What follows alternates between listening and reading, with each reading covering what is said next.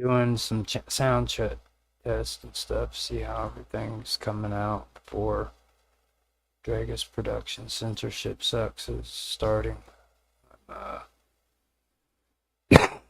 Getting everything set up and ready to go. Let me see here. First, I need to start the stream, I guess. Waiting for YouTube to kick in. Sounds good on YouTube. Make sure that it's on its proper playlist, of course. There we go. Which reminds me, I have to go and also take that deleted episode of Censorship Sucks off of there. I accidentally got things confused earlier. But put it on. So here we go. Actually starting up now. It's getting things going, so I don't have to put any kind of music on. I can just go right on in and set it up. Looks like it. So that's a good deal.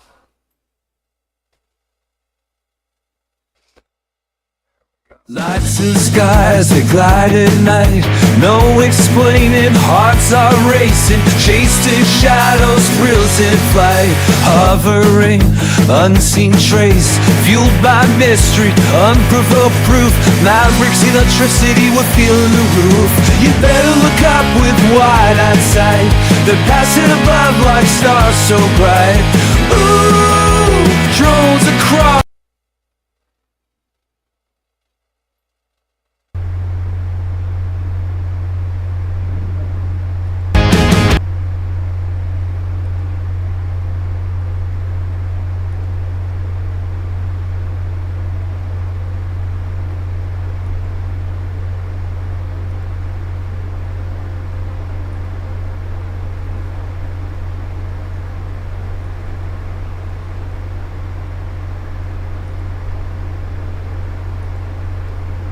Good deal.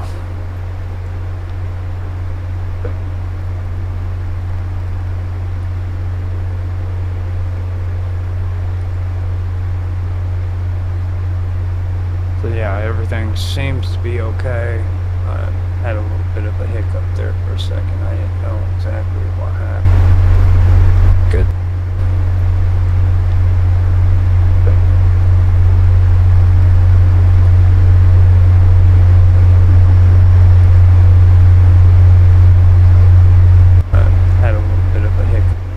Okay, so we are set up, ready to go.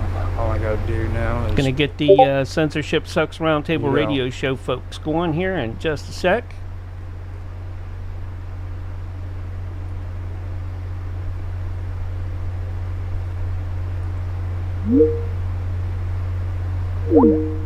Oh, you son.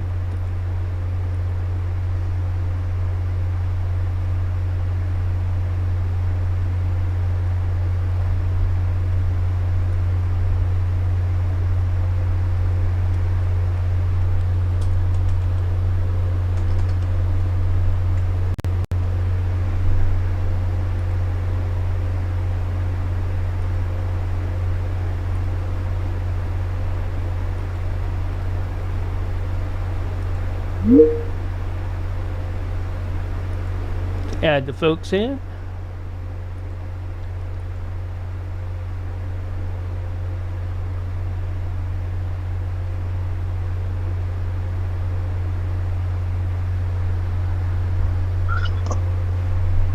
Hello, hello, hello. How you doing? I'm doing.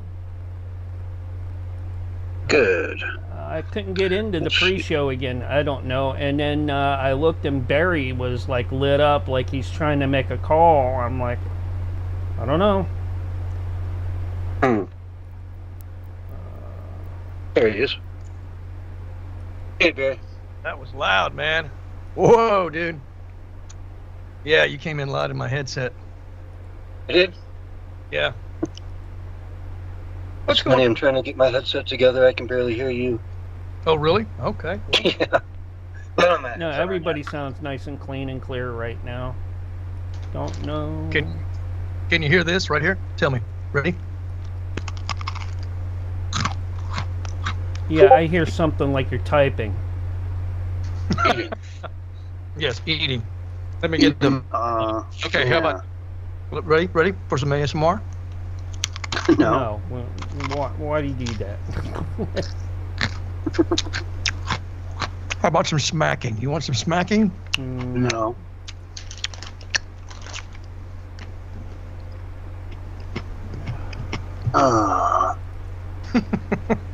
Well, what we'll do here is, like we did last week, after at the top of the hour, I'll just reset and call this one right back again. All right. Oh, we're gonna go back into the pre-show for the first hour. Oh, we're in the... No, I couldn't get into the pre-show again. I don't know why. I see it's the first hour. And then we'll just go into this same chat room we're in right now. As long as you invite me like that, it's probably the easiest way. What do you mean invite you? I mean, you're just in the room. I get an invite straight from you, and then I hit accept, and it puts me in the room. I don't know why you were when I made the call earlier. You were all red already. I don't know why. It's like you were already in a call. I was in a different room. I was in the pre-show room. That's why I couldn't make the call. Oh yeah. Well, couldn't you join it though? You can't. No, I mean, it wouldn't let me join it. Would not let me join it. I'm just saying, as long as you can just, basically tag us more or less, we can just go in with him, requesting us to go into the room. It's easy. Yeah, I don't have to. That's what I do every time. You can go into the room, I think, but not click join or call. Okay, you have to wait until someone's there. I mean, I initiate the call. But even if I'm not in the room, if you initiate the call, it'll take me to the where that link is to join. That's what I'm trying to tell you. On my end, that's the way it works. Like I get, doesn't matter if I'm in a room or not. If you send me that, I will go into the room that you're in. It's just that simple.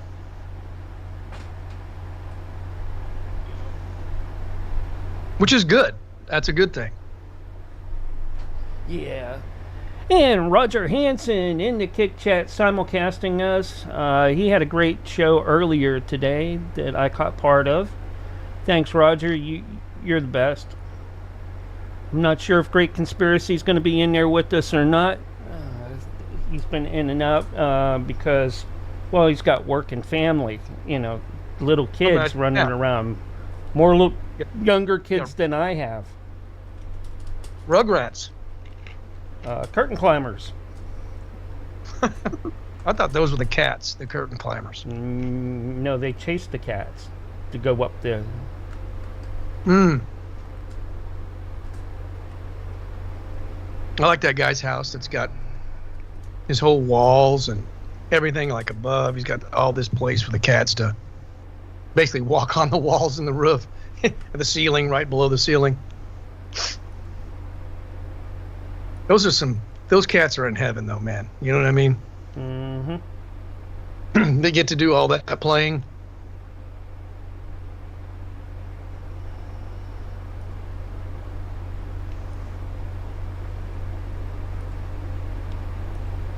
Yeah. So today is braided twist, non-GMO honey wheat pretzels, man. There you go.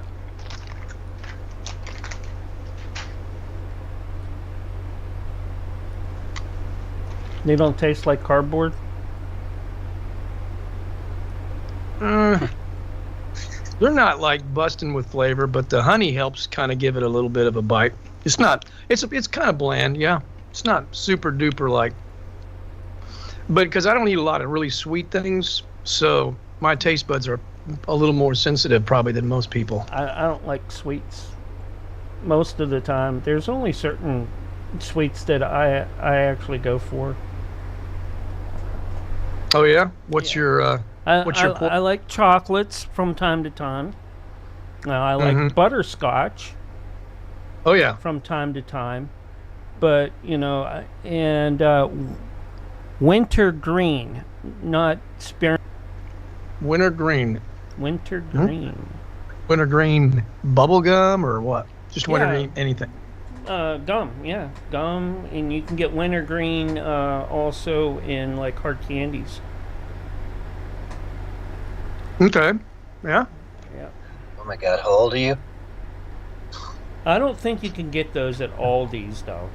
Yeah. Wintergreen hard candy, dude. That's like, you got to be like at least 80 to be buying that shit. Yeah, come on now. I am an older guy. Well, I'm not as old as Like- Barry, like, It's hilarious, dude.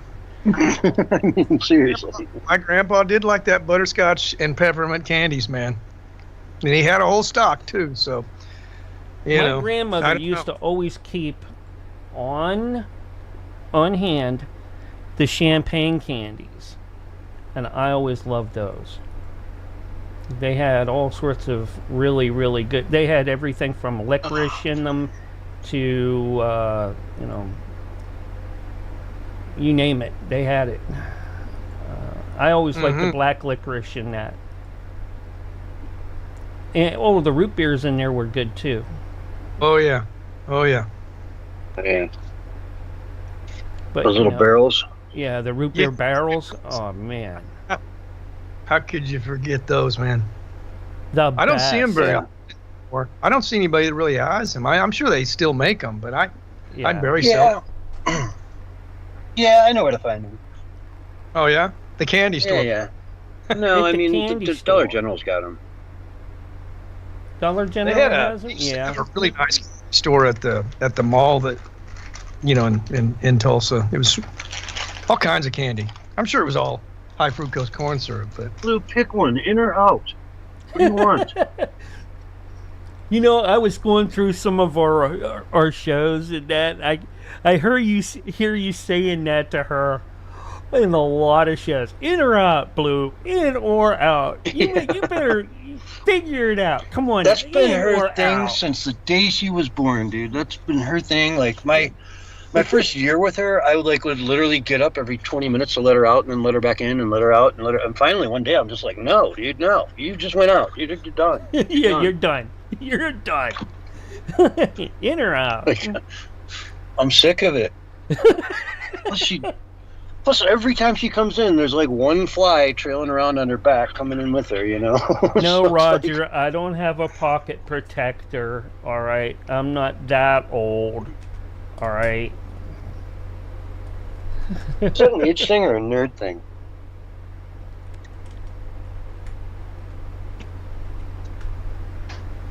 Yeah. Isn't a pocket protector just a nerd thing?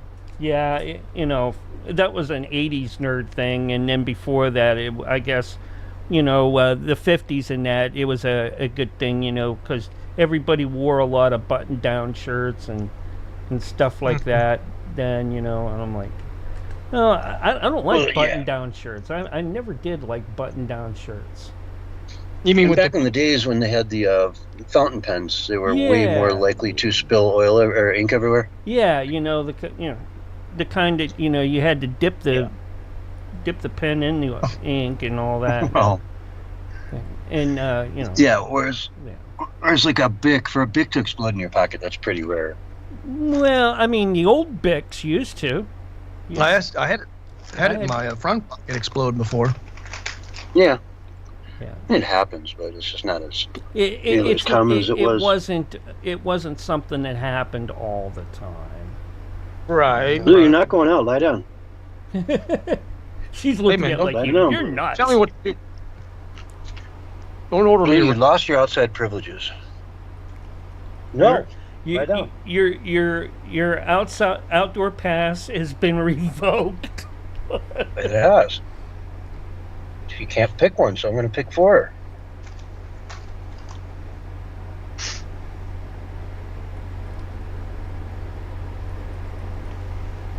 Well, what's your drink tonight? Mark, Coffee. what do you drink? Coffee. Coffee? I drink coffee all the time.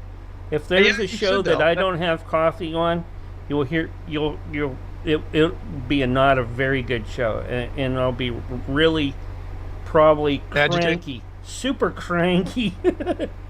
Be like, come Now- on, break. Isn't the Come on, I need a couple of cups break. the best? Like if I have it later in the evening, it's never as good as those first 2 cups, man. It never tasted good. Doesn't have the same effect. No. For me, It's- every sip You're lucky is that- a first flavor to savor. really. That's unusual. I've Yeah, never for heard me. anybody. Oh man, and I get flavored Just tell me coffee don't- too, don't- though. Tell me, I tell get, me you don't. Do I Folgers, use Ma- Texas pecan Oh. coffee, all right, and I cut it with mocha espresso or breakfast blend, and Okay. I grind my You're own getting- coffee, so Okay, yeah. every sip, and when it's like in the pot, you can it's so good. Even when the girls put it in the drip coffee pot, I'm like, yeah, coffee.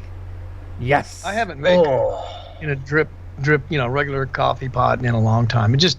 It's not as good. No, perked coffee is the very, very best. It has, just like, campfire coffee. Those. Mm. It has the best flavor, the best aroma, the best everything. Yeah. And Like a little and if thick you said store. it, oh yeah, I love it that way. I when I'm done with my coffee, if I don't finish the full pot or if I have leftover, I put it in the fridge. Swirl it wanna let it around go. or mix it up, Yeah. and then pour it back in my cup the next day. And I'll drink. I won't even warm it up. It'll be, yeah. I had a friend of mine that drank it out of a tin cup, Yeah. and he had this thing where he would never wash it. And I was like, dude, man, well, you look, there's all the coffee. Oh man, that's the best part, man. Mhm. It doesn't even taste right unless it's got some You some only- stain on the bottom. Unless you have a lot of coffee bean oil buildup along the edge of your coffee pot, don't wash it. But when it starts, you start getting that oily feel, Mm-hmm. then you wash Yeah. it out real good, and then you rinse it with vinegar,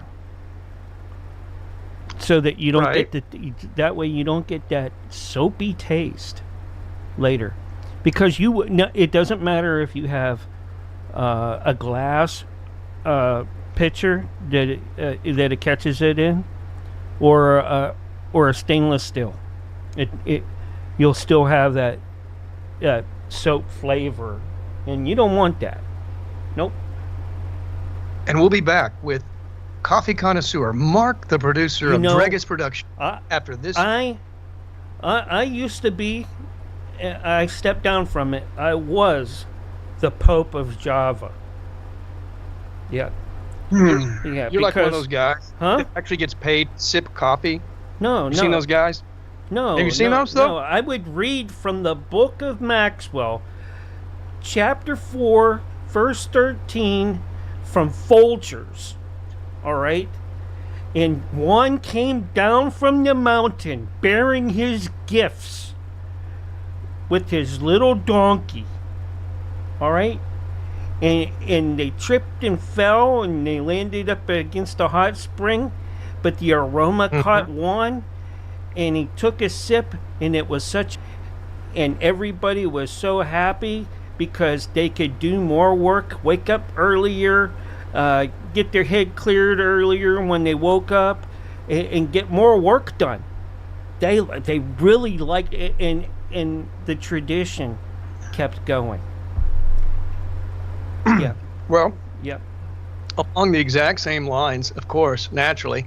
My sister sent me a link today about drinking, I guess it was fermented urine, your own fermented urine, or using it as a face mask. And I was like, no, I don't think so.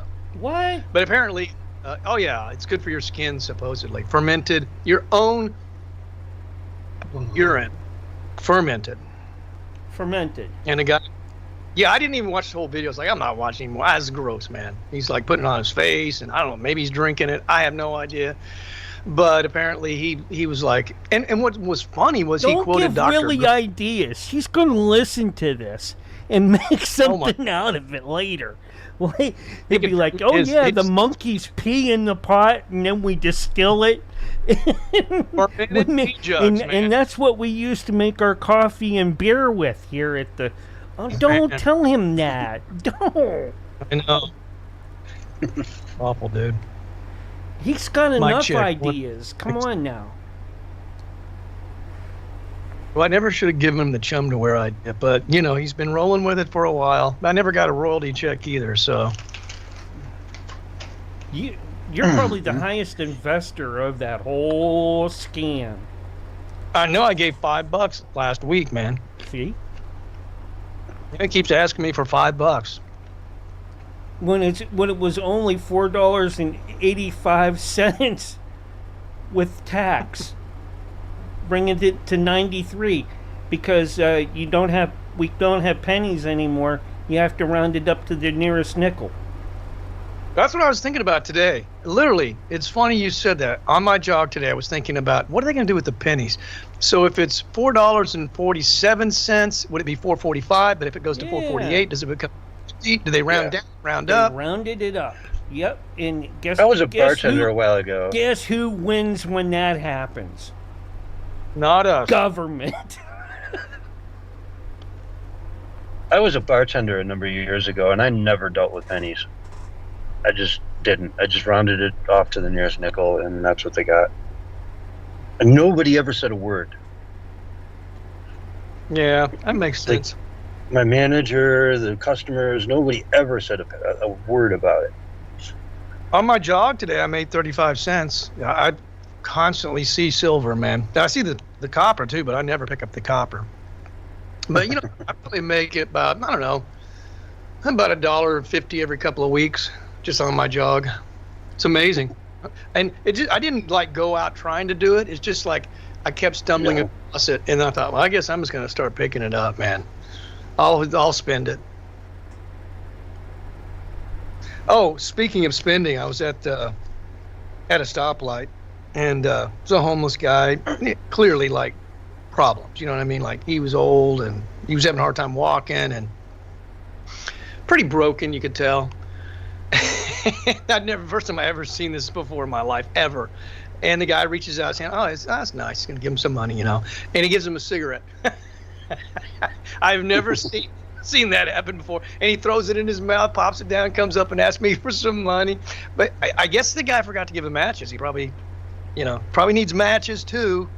Well, give him a cigarette, matches. See, I see vets like that at times.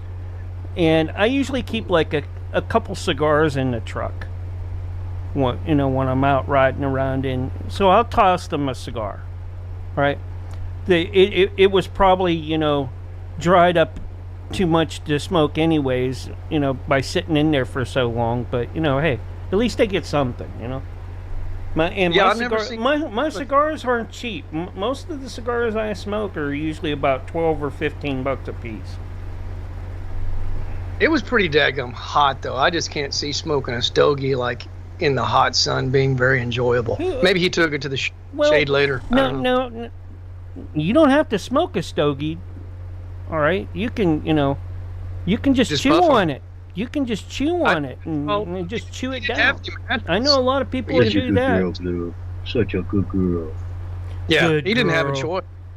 Huh? He didn't have a choice.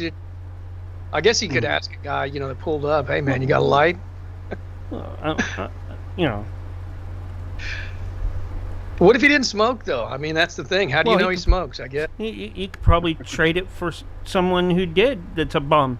That's a good point. Hey, Bart. Yeah, that's a good point, and, man. it's, I figure smokes are like, smokes for those folks are just like smokes in prison, It could be counted Could as be. money.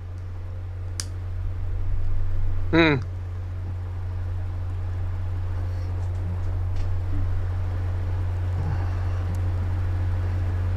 Apparently, a lot of people were sleeping on the front porch of the church I'm going to, so they had a sign.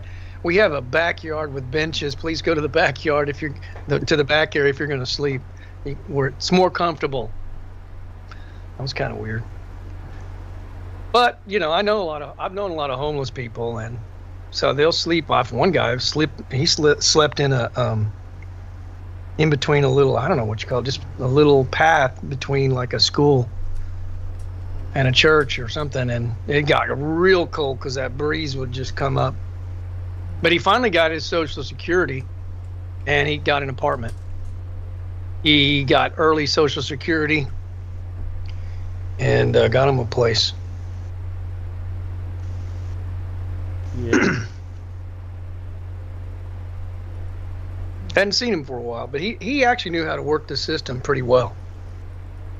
He had a daily routine. He knew where to get the warm food, the hot food. Get 3 meals a day, or at least a couple. Yeah. He'd go to the library, hang out. He was a Vietnam vet. Something bad happened over there because he was just never right.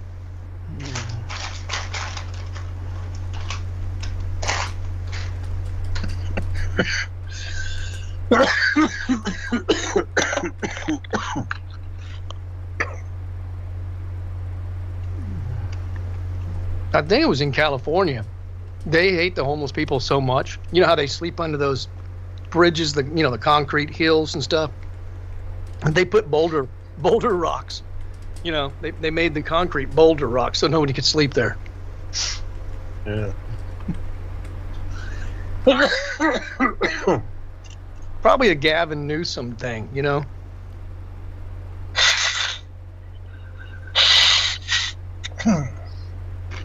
I know he bashed our governor today for something. He said, I've got that article up.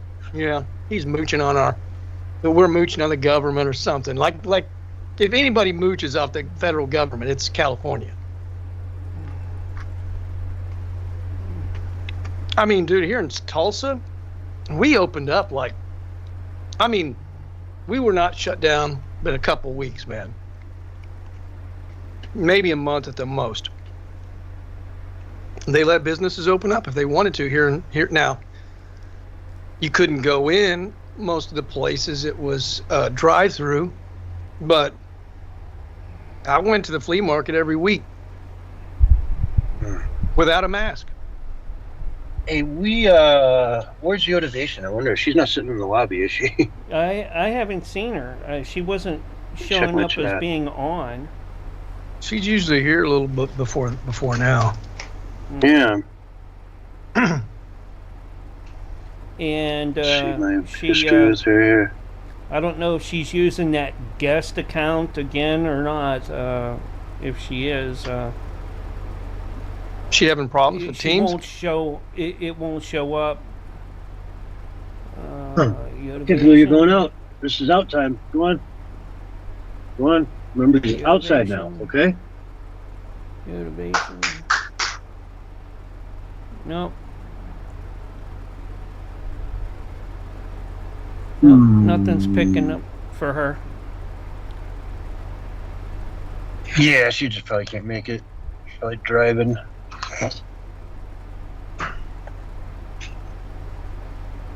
Her two homes are like 6 hours apart, and she drives back and forth like it's like stupid amounts. That's gotta cost a lot for gas too. Yeah. She drives a big old truck too. Yeah, the Winnebago. You know.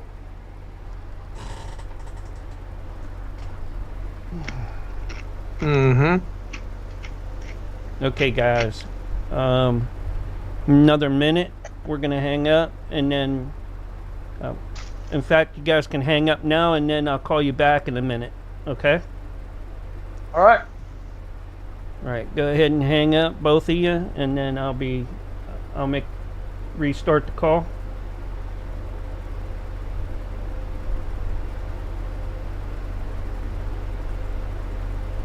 John, you still there? Gotta hang up, buddy.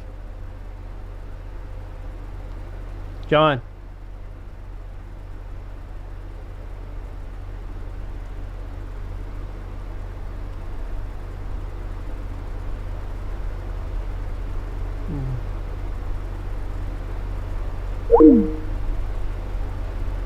All right.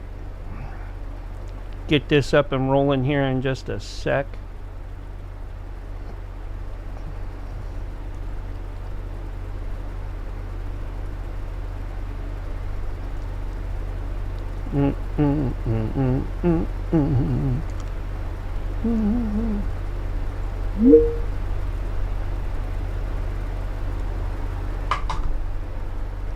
Get Barry.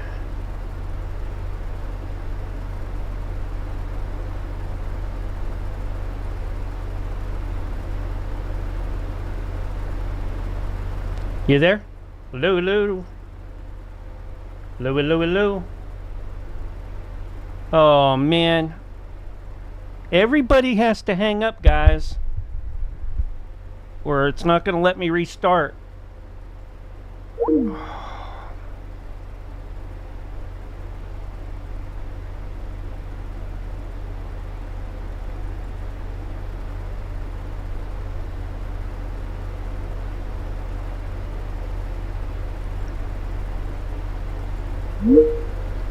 There he is. Hey, Yeah. I see John, now. you have to hang up. Everybody has to hang up or it won't reset the call. We only have less than a minute to go. Oh, is this the other room? No, this is the room we need to be in. We need to... Do we need to log out right now? No, we need to shut everything, log completely out, or you're going to be late for your show, guys. Oh. Hang.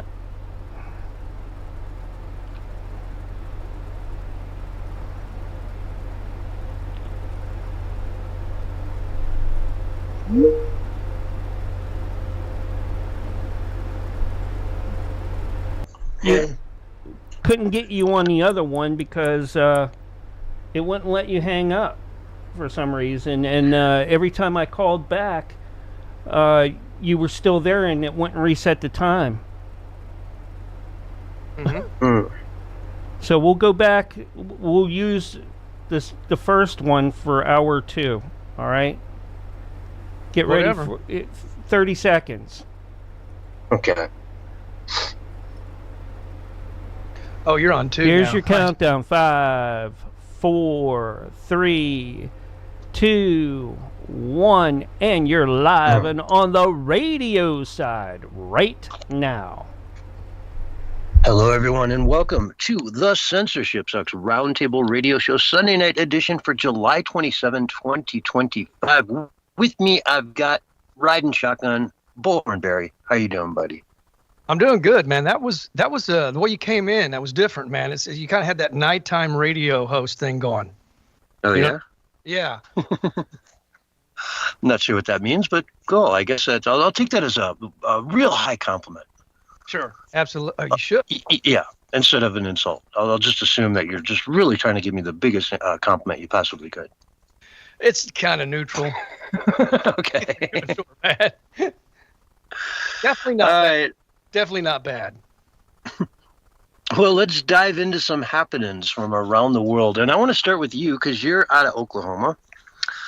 The governor there is phasing out the income tax. He said in a tweet on X, quote, "We're phasing out Oklahoma's income tax finally. And once we get to 0, Oklahoma will be rolling like never before." Sounds good, right? Sure does. Yeah, I mean, that's the good stuff right there. Not to Gavin Newsom, though. He replied to your governor and said, "Oklahoma relies on California for critical federal tax dollars that fund education, healthcare, and apparently this new tax break. You're welcome." I didn't know he had anything to do with Oklahoma. He can't even take care of California. Exactly. Well, you know, Californians will complain that they pay more into the federal system than the state gets back. Which, I don't know. I mean, there's a lot of, tech billionaires out there, and you name it. And I don't even know if it's true or not, but let's just assume it is. Either way, California sucks. Let's take money from them if we can. Why not? I mean, they I mean, don't know where that $100 million or $150 million, however much it was, that was raised yeah. for the Oh, Palisades, man. I mean, that's just horrible. He shouldn't even talking about anything about money. they're going to be looking into that apparently. The feds are. The Trump The DOJ. Yeah. Because that's a real scam that's going on out there. But let's see. Governor Kevin Stitt replied, though, congrats to Gavin Newsom for winning Oklahoma's Economic Developer of the Year award. I love talking to Californians who have moved to Oklahoma for our great business, friendly culture. Come visit us sometime. Well, I would imagine we've got a lot of people that have, exited out of California into Oklahoma. So, but, people like he sees Oklahoma as a flyover state, which means avoid at all costs. Yeah. No offense to Oklahoma, but a lot of people do. Well, I don't know why, because I think, Yeah. some of the best. I'm sure it has a lot to offer. Well, I mean, as far as just like people go, I think it's more how they mean it. I think they mean it more derogatory towards the people, not necessarily what the state has to offer. And man, every time there's a disaster, Oklahomans just join together. Texans are the exact same way. I wonder if that's true of California. No. From what I know about it, I mean, California is like two different states in a way, right? There's the Central Valley and the Inland Empire and areas that are typically more conservative, right? And then there's the three big cities, right? LA, San Francisco, Sacramento, who are running the show, who are completely far left, out of bounds, crazy lunatics, But California, I mean, don't get me wrong, it's the most beautiful state probably out there. Utah is a close second. From what I've seen, but man, California is just drop dead gorgeous. You can be on the beach, and then in the afternoon you can be on a glacier. It's really incredible. Yeah, I mean, I've been out there before, so I had family out there. Yeah, I was younger, and I went to Arcadia and Pasadena and all those areas. Yep, it was great, man. Loved it. Yeah, and I mean that's why Hollywood loves it so much, because they can be. You can go to Pasadena, and it can look kind of like a suburb of, say, Chicago or Atlanta or wherever you want it to be. You know what I mean? You can go out in the desert, and now you're doing old Western movies. You can go up in the mountains, and you got snow. You can, find pine tree. You can find any environment, any backdrop you want to make a movie with, right? Which is always funny when you're watching a movie that's supposed to be in, Indiana or something, and they've got the San Bernardino Mountains clearly in the background of their baseball field. It's like, it's not Indiana. Right, exactly. Yeah. But they fool the people. It's cheaper. So I wanted to start with that one mainly because you're from Oklahoma. Ben, I thought you'd have some insight into that, which apparently I was wrong. Well, I heard about it, but I had. And the thing of it is I don't really care what Gavin Newsom has to say, so I didn't pay much attention to it. I mean, the guy's so discredited at this point. I mean, like I've said a million times, and I know you agree, I just hope and pray that he runs for the president in 2028. I hope he's the nominee. I don't. He can win it. He can win the nomination, but he can't win the he could win the whole thing. This country is just, he goes up there and lies and lies and lies, and then people believe it and they vote for him. And what do? I mean, I never thought Biden could win in a million years against Trump. Are you kidding me?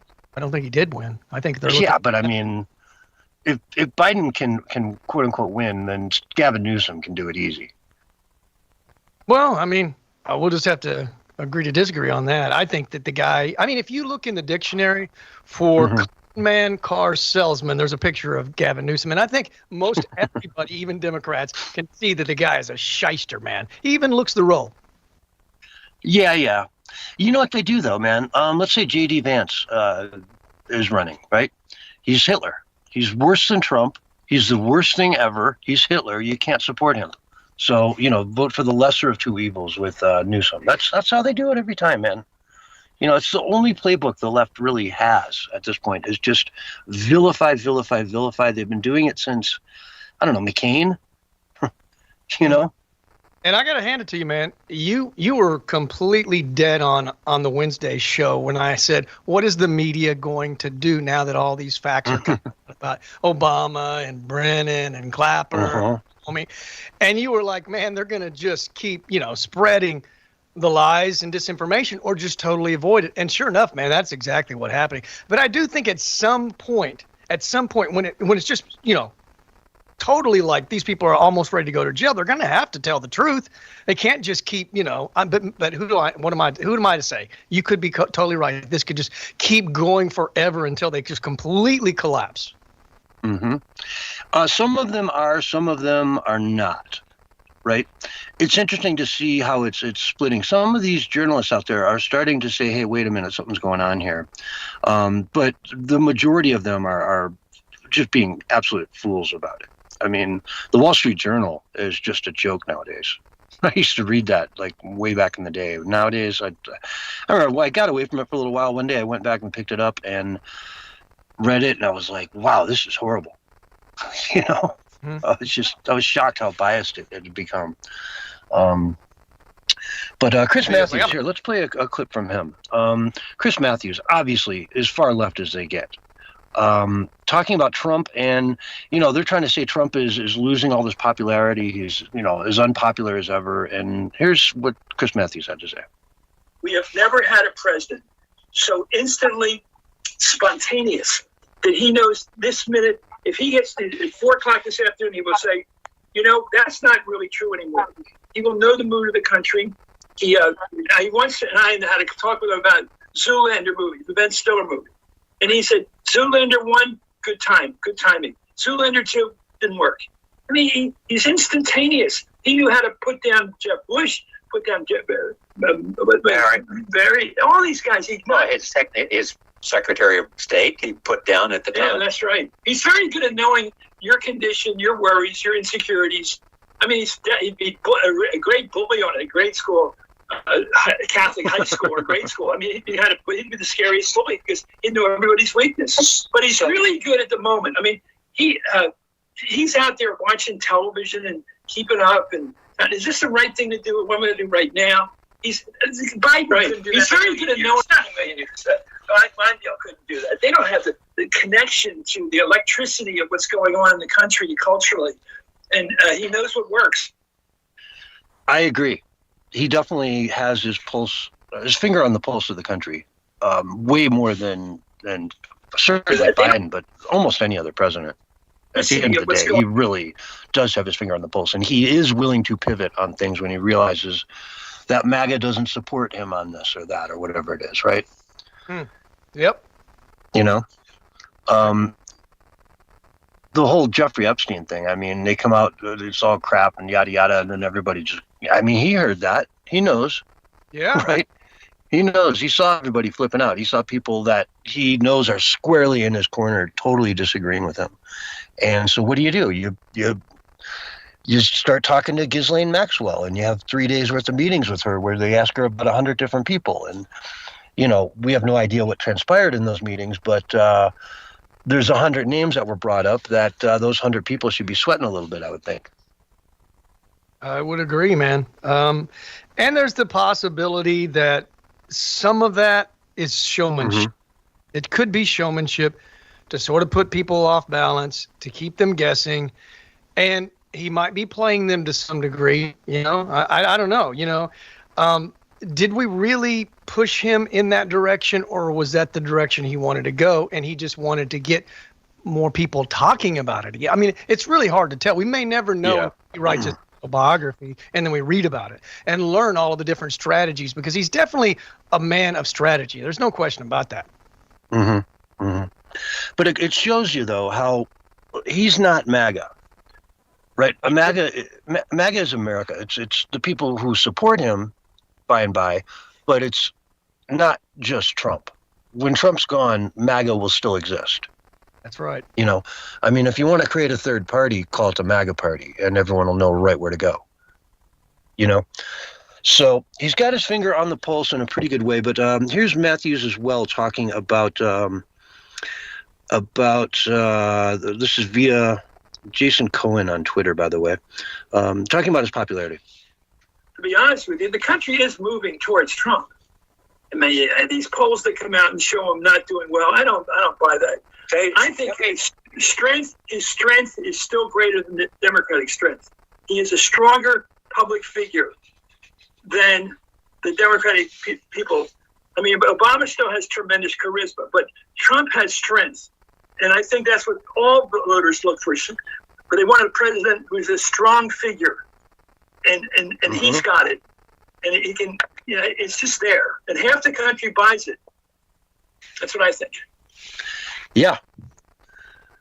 That's spot on. So in other words, you look at a guy like Chris Matthews, we were talking about how they're all going to relate and cover this whole cover-up of the Obama administration actually putting together the Steele dossier, knowingly pushing it as they knew it was false information, and then attaching the CIA and the FBI to it as well to get their full support of it, all knowing that it was garbage, right? So we were talking about how is the media going to pivot, because they were complicit in this thing. They knowingly lied to the American people on a daily basis for years and years and years, for almost a decade, about Russiagate and the PP tape and Steele and all of this garbage. So how do they pivot? How do they finally say, oh, crap, there's something here? It's difficult. It's going to be really hard for them to do. It's going to be a big wake-up call. What is it? NBC, I think, is being sold, and they're talking about gutting the whole news network and bringing in people that are more moderate. So, that mean, you do a buyout, and then you fire a lot of people and bring in, more balanced staff that cover both sides of the story. It's a way to do it. It's a way to fix it without saying, hey, we screwed up. Or we did this on purpose, But a CNN and MSNBC, they have to come out and say, yeah, we knew it, we did it on purpose, and we're sorry. Otherwise, you never trust them again. I mean, you can't. And if they cover up the actual Obama, investigations, call it all, a hoax, revenge, well, maybe it is revenge. Maybe it is. Maybe it's a little bit of this is some revenge. It's payback. For what? For them lying about all of this stuff. Them creating fake information to get search warrants from. Using those search warrants, knowing that it was based on fake information. They were going after garbage. They involved with little kids on Epstein Island. I guarantee you it would have come out a long, long time ago. Mm-hmm. Heck, Bill Clinton went to that island, 30 times? He knew Epstein really well. If that existed, his buddy Epstein would have given Bill Clinton those files, that information, decades ago. The minute he came down that escalator. So, nothing there, folks. Nothing there. This is the most investigated man in world history. They have never tried harder in the entire history of the world with more resources to take one man down than they've done with Donald Trump. And it's high time that there's some payback for that, because it was BS. The whole thing was a stinky pile of BS. And now we knew it the whole time, too. It's like that old saying, they know they're lying to us. We know they're lying to us. They know we know they're lying to us, yet they still lie to us. Right? What is that? Change the course of history, man. You know what I'm saying? What they did changed the course of history. The pandemic would have been handled differently with Trump. He wouldn't have been pushing the vaccine as much, and less people would have died, because we know a lot of people have died from the vaccine. That's pretty well documented. We have VAERS and other studies that show that. So you have, slime bags like John Bolton, neocon globalist, who basically knew that it was all a fraud, and he had that information, and he chose to withhold it from Trump. So that tells you right there that, that was like a coup, man. They're trying to literally make sure that this guy is marginalized and then never wins again. Yeah. And they screwed up because the more they went after him, the more we liked him. Exactly. You know, the more we said, wow, this guy's really taking it on the chin for us, the American people. Over and over and over and over again. He's just been beat down, stomped on, spit on, you name it. Anything they could do to take down Donald Trump, they have tried it 6 ways from Sunday. Yep. And nothing worked. That's right. You know, and now he's out here in England bringing home the biggest trade deal, to date with the EU, the Unbelievable. entire EU. Yeah. Oh, yeah. And seeing her just like broken in front of Trump was beautiful, man. That was so beautiful. Because obviously, I don't think she wanted to, but what kind of choice do they have? Yeah, I mean, they have to. I mean, on a global scale, people don't want to be living in lack, which is what the globalist leftist policy is. You're going to live in lack. You're going to get used to it, but it's okay because we're going to put out this universal chump change basic income for you. Don't worry about it, man. We'll take care of you. Yeah, and everyone will live the same miserable life. From cradle to grave. Yeah. It's scary how people buy into it too, and they really think this isn't just words in history. It's different. This is different now. We're not going to do it the old way. We're going to do it the new way. Improve communism 4.5. We've learned our lessons, and I'm sure they did learn a few lessons, like how to be, a better tyrant next time around. Yeah, yeah. How 100 million people in a century just isn't enough. They got to get those numbers up, man. Those are rookie numbers. I mean, it makes you wonder, Well, I got to think about the shamdemic, man. There was a tyrant under every rock, it seemed like. It's amazing how so many people crave that kind of power. I did not know it was that bad. I knew it existed, because it's kind of in the heart of man just to, have an insatiable appetite for power. But if you're wise, you understand that is definitely self-destructive as well, and you don't want any part of that, and it's not really the humane thing to do. But man, there were tyrants everywhere. I mean, it just seemed like they came out of the woodworks, and everybody was so glad to just enforce, right, all the regulations that they put in place during the shamdemic. I mean, people yelled at me when I didn't wear my mask, and threatened me, even though there was no real law in Oklahoma, so they couldn't do anything about it. And I informed them that they couldn't. I said the best that you can do is you can kick me out and tell me to leave your place. And a crappy little story. I didn't say that. I wanted to. Then I'm on the way out of coming back here again, by the way. I did tell Easy Pawn in Tulsa. I said, well, if you're going to make me wear a mask, then until you get rid of that, you will get zero money from me. And I held to that 100%. The day they let the mask, come down, I started giving them business again. I didn't hold it against them, but at the same time, they didn't get a dime from me during that time. And I would have spent probably, a few $100 with them. Yeah. Well, and then it's shocking what all went on behind the scenes to take down Donald Trump. And, you ask me, I would say that there's ample evidence that the pandemic was created in a lab and likely released at just the right time to affect the U.S. Elections. They wanted Joe Biden big time. Like Russia actually wanted Hillary to win because they had dirt on her. Yep. They could blackmail her. Yep. What does China have on Biden? A lot. They got something. That's right. They got a lot on him because they got everything they asked for. Biden rolled over for China at every single chance he had. And that's just not going to happen now, I would argue that the whole release of the shamdemic was centered and surrounded around Trump. That's my opinion. And what he was doing to the globalist agenda and how he was shutting it down. That is why they allowed it to be released. Yeah. Because 4 more years of him at that point in time would have just ended everything for them. It's done. Put a fork in it, They admitted that. But what they got in Trump 2.0 with 47 is, it's their worst nightmare. Yep. Oh, yeah. They thought he would have been bad in 2020. Oh, my God. In 2024, he's on steroids. He is not the same man he was in 2020. After everything they put him through, it changed him. They tried to kill him, for God's sake. They tried to kill him.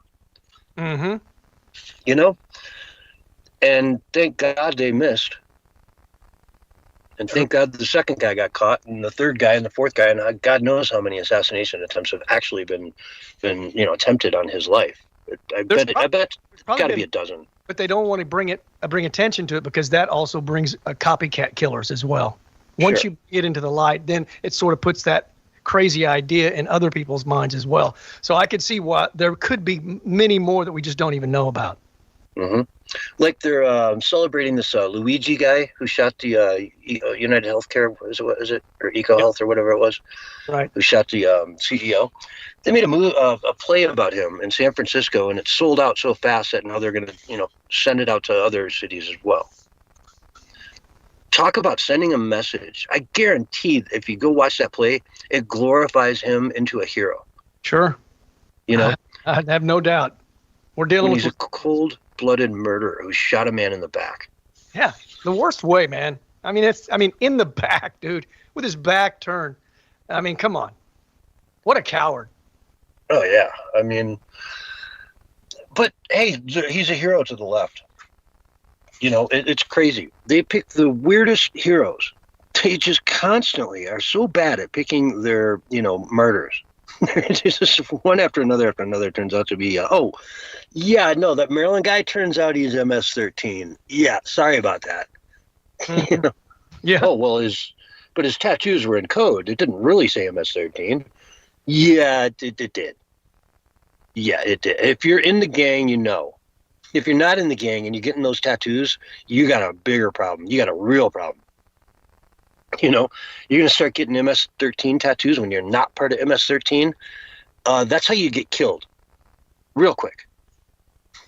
So the only thing I can think about is, the brainwashing that must be going on in the universities and probably in high school as well must be very effective to have these people, because basically, I mean, Trump's policies are just trying to make everything better for everyone. So I don't understand the sheer hatred when Biden was like a tyrant, man, and he wasn't making America great. He wasn't building up the economy. He wasn't helping entrepreneurship in America. I mean, he just did nothing. Didn't do anything right. Yeah. And then he came out with those, the Red Hall speech he did. The V for Vendetta, yeah. Yeah, the V for Vendetta speech, the one where he just called half the country Nazis over and over and over. It was the most evil speech I've ever heard any president give, any world leader give. And we're going back like a long way here. You almost got to get to Hitler himself to find a more evil speech. And the way he delivered it too, not just with the blood red lights behind him and all that kind of stuff, but just his, how he's always angry. He got his angry voice, the really monotone, angry voice where that's scary, man. That probably scared like half of the United States. I bet it scared some Democrats too. They're like, wow, that's kind of creepy, man. He sounded like, the angry old man when you threw your Frisbee on his lawn one too many times, right? It just came out and was horrible. I mean, just absolutely horrible. The disdain he felt for half the country was palatable, And then later he said we were trash. Remember that? He said the only trash are the MAGA people. Yeah, and if you don't vote for him, you ain't black. That won a lot of black voters.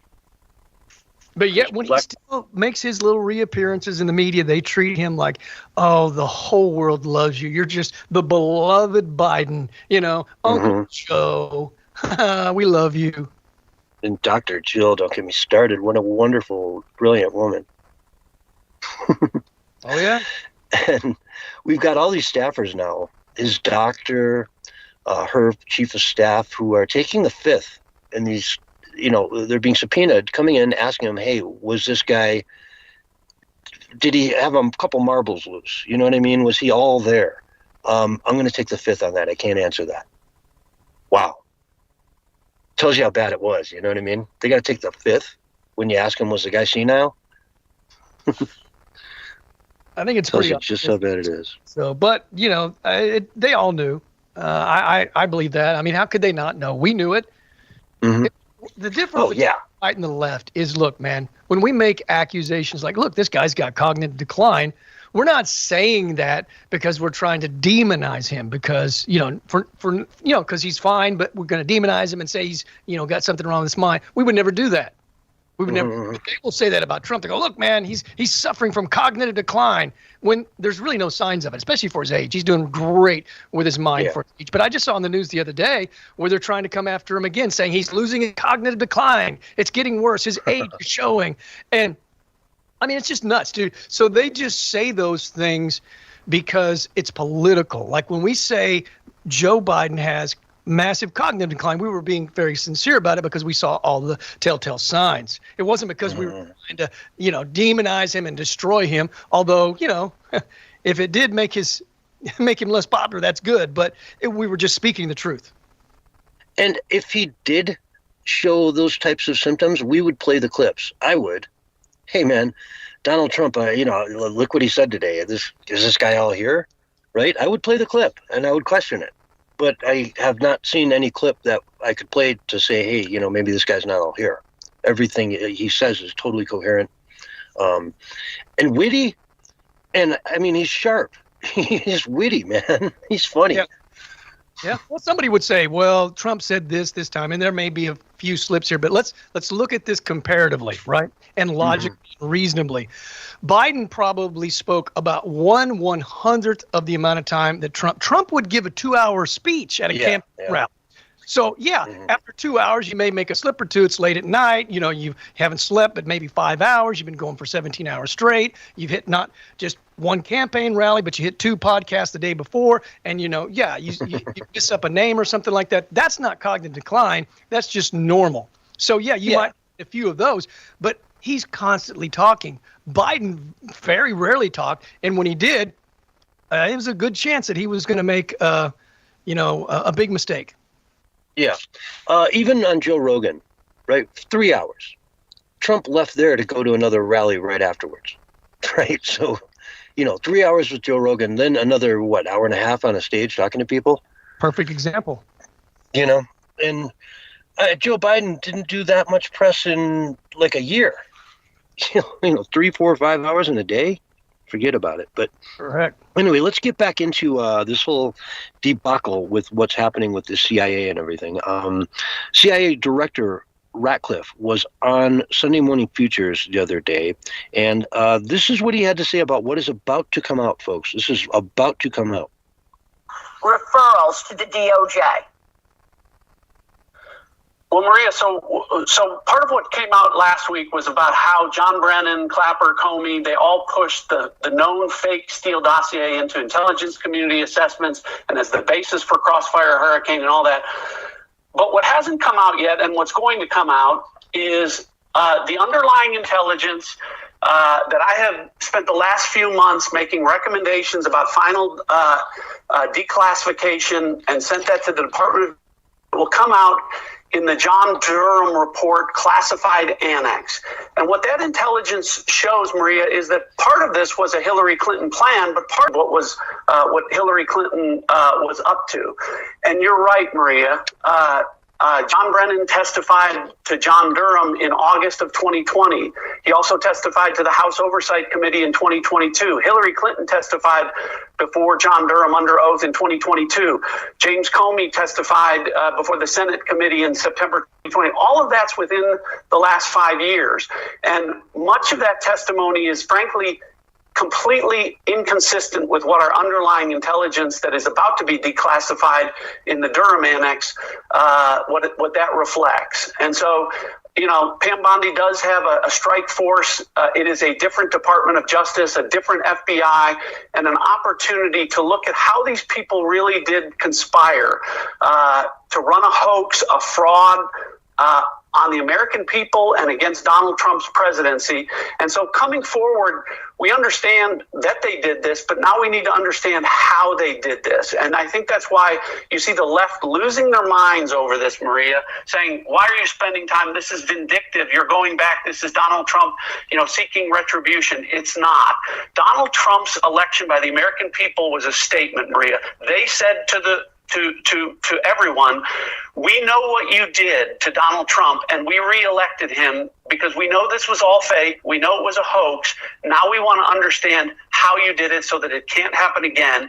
And that's what this declassification process that we're undergoing right now, what's going on, why it's so important, and why there can be accountability and preventability to prevent these same people that did it in 2016 with the Steele dossier, with the Hunter Biden laptop in 2020 from doing it again in the future. So, wow, there's a lot to unpack there, huh? Oh yeah. I mean, the Durham, what struck me is I've never heard about the Durham classified annex report, right? It's the Durham report is what a lot of people in the media are pointing to say, hey, you know, this was all exonerated, didn't happen. Well, now we've got the classified annex. It's getting declassified and will spill the beans on a lot of this stuff that didn't quite make it to the declassified part back then. Go figure, huh? Imagine that. Yeah, like it's like there's two reports. There's an unclassified one that says, you know, nothing to see here, and then there's the classified annex that has all the juice and the meat in it, right? Mm-hmm. And that's the one that you know, really matters, but no one ever gets to see that. So, except for now we get to, yes sirree. Mm-hmm. Yeah, and it's going to implicate Hillary Clinton, like, specifically. Yeah, and everybody kind of knew that it kind of initiated by her, so that's not new news to us, but it's new news to a lot of people. Oh yeah, a lot of people. This will be shocking to them, but why? You just haven't been paying attention for 8 years now, 9-10 years of your life. You just haven't paid attention to the news. If this is all like shocking to you, where have you been? What rock have you been living under? You know? Mm-hmm. Because we've been covering it. Yep. I mean, blinders on, you know, they listen to who is going to feed them the narrative that they want to hear. So, and to them, Trump was bad, and so, well, you know, who they went to for the answers, the fake news. Yeah, exactly. Well, their comfort zone. You know, everyone has their comfort zones and what they want to be fed from the news. And, you know, I've got my bias as well. I'll admit it. You know, I don't spend a lot of time reading the New York Times. I'm just not going to, never will, because it's garbage. I don't want to give them my money. Mm-hmm. You know, CNN, I watch highlights here and there when they make a fool of themselves, but I don't sit down and watch, you know, The View or any of that crap. It's unbearable, man. You know, it's really unbearable. And a lot of times, like, and specifically with CNN, it's embarrassing. I'm embarrassed for them because they're such an embarrassment. Yeah, just no general clue about what's going on in the world and what people really think, you know? I mean, watch them cover any... sorry, go ahead. Those people are not real journalists, man. You know what I'm saying? Mm-hmm. Remember when it became real popular for a lot of these people in the fake news? They were like, these people aren't journalists. These people aren't reporters. They're activists. And that's what we've been facing with this fake news network. So they're just activists that are promoting whatever it is that, you know, these power brokers want. That's pretty much what it is at the end of the day, the propaganda. Scott Jennings was on CNN the other day, and the reporter, you know, he was on with started talking about how what Texas is doing to, you know, redraw their districting map, and it's very favorable to Republicans because they're in control, and of course they're going to do it favorable to them. And how that was crazy, insane, it's never been done, and yada, yada, yada. And he just started listing off, Scott did, all these states and how they're like 9-0, 22-4. You know, Democrat states that are just so gerrymandered that there's just no chance of them ever really getting any Republicans into office more than just a couple, you know, districts. And she literally said, I don't have the numbers you did. You know, you did research during the break, and I didn't do that. So I can't come back at you on that. And it goes to what you were just saying, where they just don't do the research. They just read what's given to them, the talking points from the DNC, and run with them. And really, Scott Jennings is just in there to break things. I mean, he really is. I'll give CNN credit for that. They put this guy out, and he is just absolutely single-handedly going in there with a, cannonball every time he gets the mic and just tears these people down because they don't know what they're talking about. Yeah, he really shines. There's no question about it. And he shines as like the most intelligent guy as well. I mean, he's not just, does he have the right position, but he's sharp. Yeah. And polite about it, I can't even count the number of times one of his, people sitting to his left or his right was basically screaming at him about something or another, and he just sort of politely nods along and drops a couple more facts on him to, let them know how they know a lot, but a lot of what they know ain't so. Well, I mean, he's doing a good job, no question about it. I mean, who would want that job, right? To be the only guy with common sense in a room of people that are just kind of like don't know what they're talking about, are misinformed, and are kind of just unhinged. Exactly. I mean, it's just a matter of time till one of these people just absolutely loses it on air and tries to punch him or something, Not surprise me, dude. Tack him, Mm-hmm. And somehow it would be his fault, Yeah, exactly. But no, he's been doing a phenomenal job, and I'll give CNN credit for finding this guy and putting him on the air because he, nails it every time. He's just so succinct. He just had in the least number of words he can possibly use. He puts everybody in their place and puts out the facts, and it's refreshing. Well, the left has a name for that, right? You do know that. It's called hate facts. Hate facts. Oh, hate facts. Yeah. It's a hate crime to speak the facts, man. It's a hate fact. So, yeah.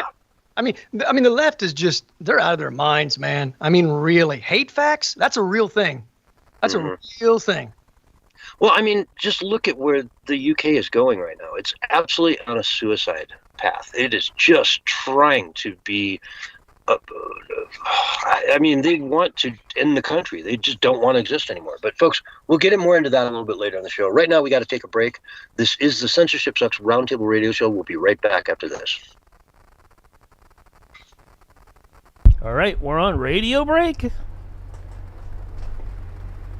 Yep. Oh, what we need to do when we go at the top of the hour, we'll let this one go almost completely out. Then everybody has to hang up completely, so I can call Willie in, because Willie doesn't know about any other links except for this one. Right. Okay. Willie doesn't know. Willie doesn't. Well, what? Are you going to call us all in or not? Would that be a first? But anyways, yeah, we got a good 20 minutes on this, almost. So, but we'll probably hang up a little earlier than that. When I hang up the call, make sure everybody else does. Then I have to wait almost a full minute so I can restart the timer on this call. On this again. All right? Yep. Okay. Now, are you going to call us, or do you want us to go into a particular room just on our own? Nope. You just wait.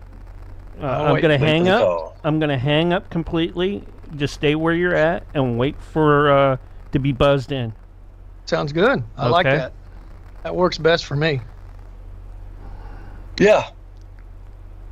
It's easy. I could never find these rooms on my own. Like, there's no way I couldn't. Well, you're on your phone too, though, right? Yeah, but that's going to be harder. If you call me, when you call me, it's easy peasy. Yeah. But finding these, I don't think I could. Yeah, it's a little easier if you're on like a tablet or probably or the computer. Not the phone. The phone's going to be so tiny. You have to be like, oh, which one am I supposed to be on? How do I leave?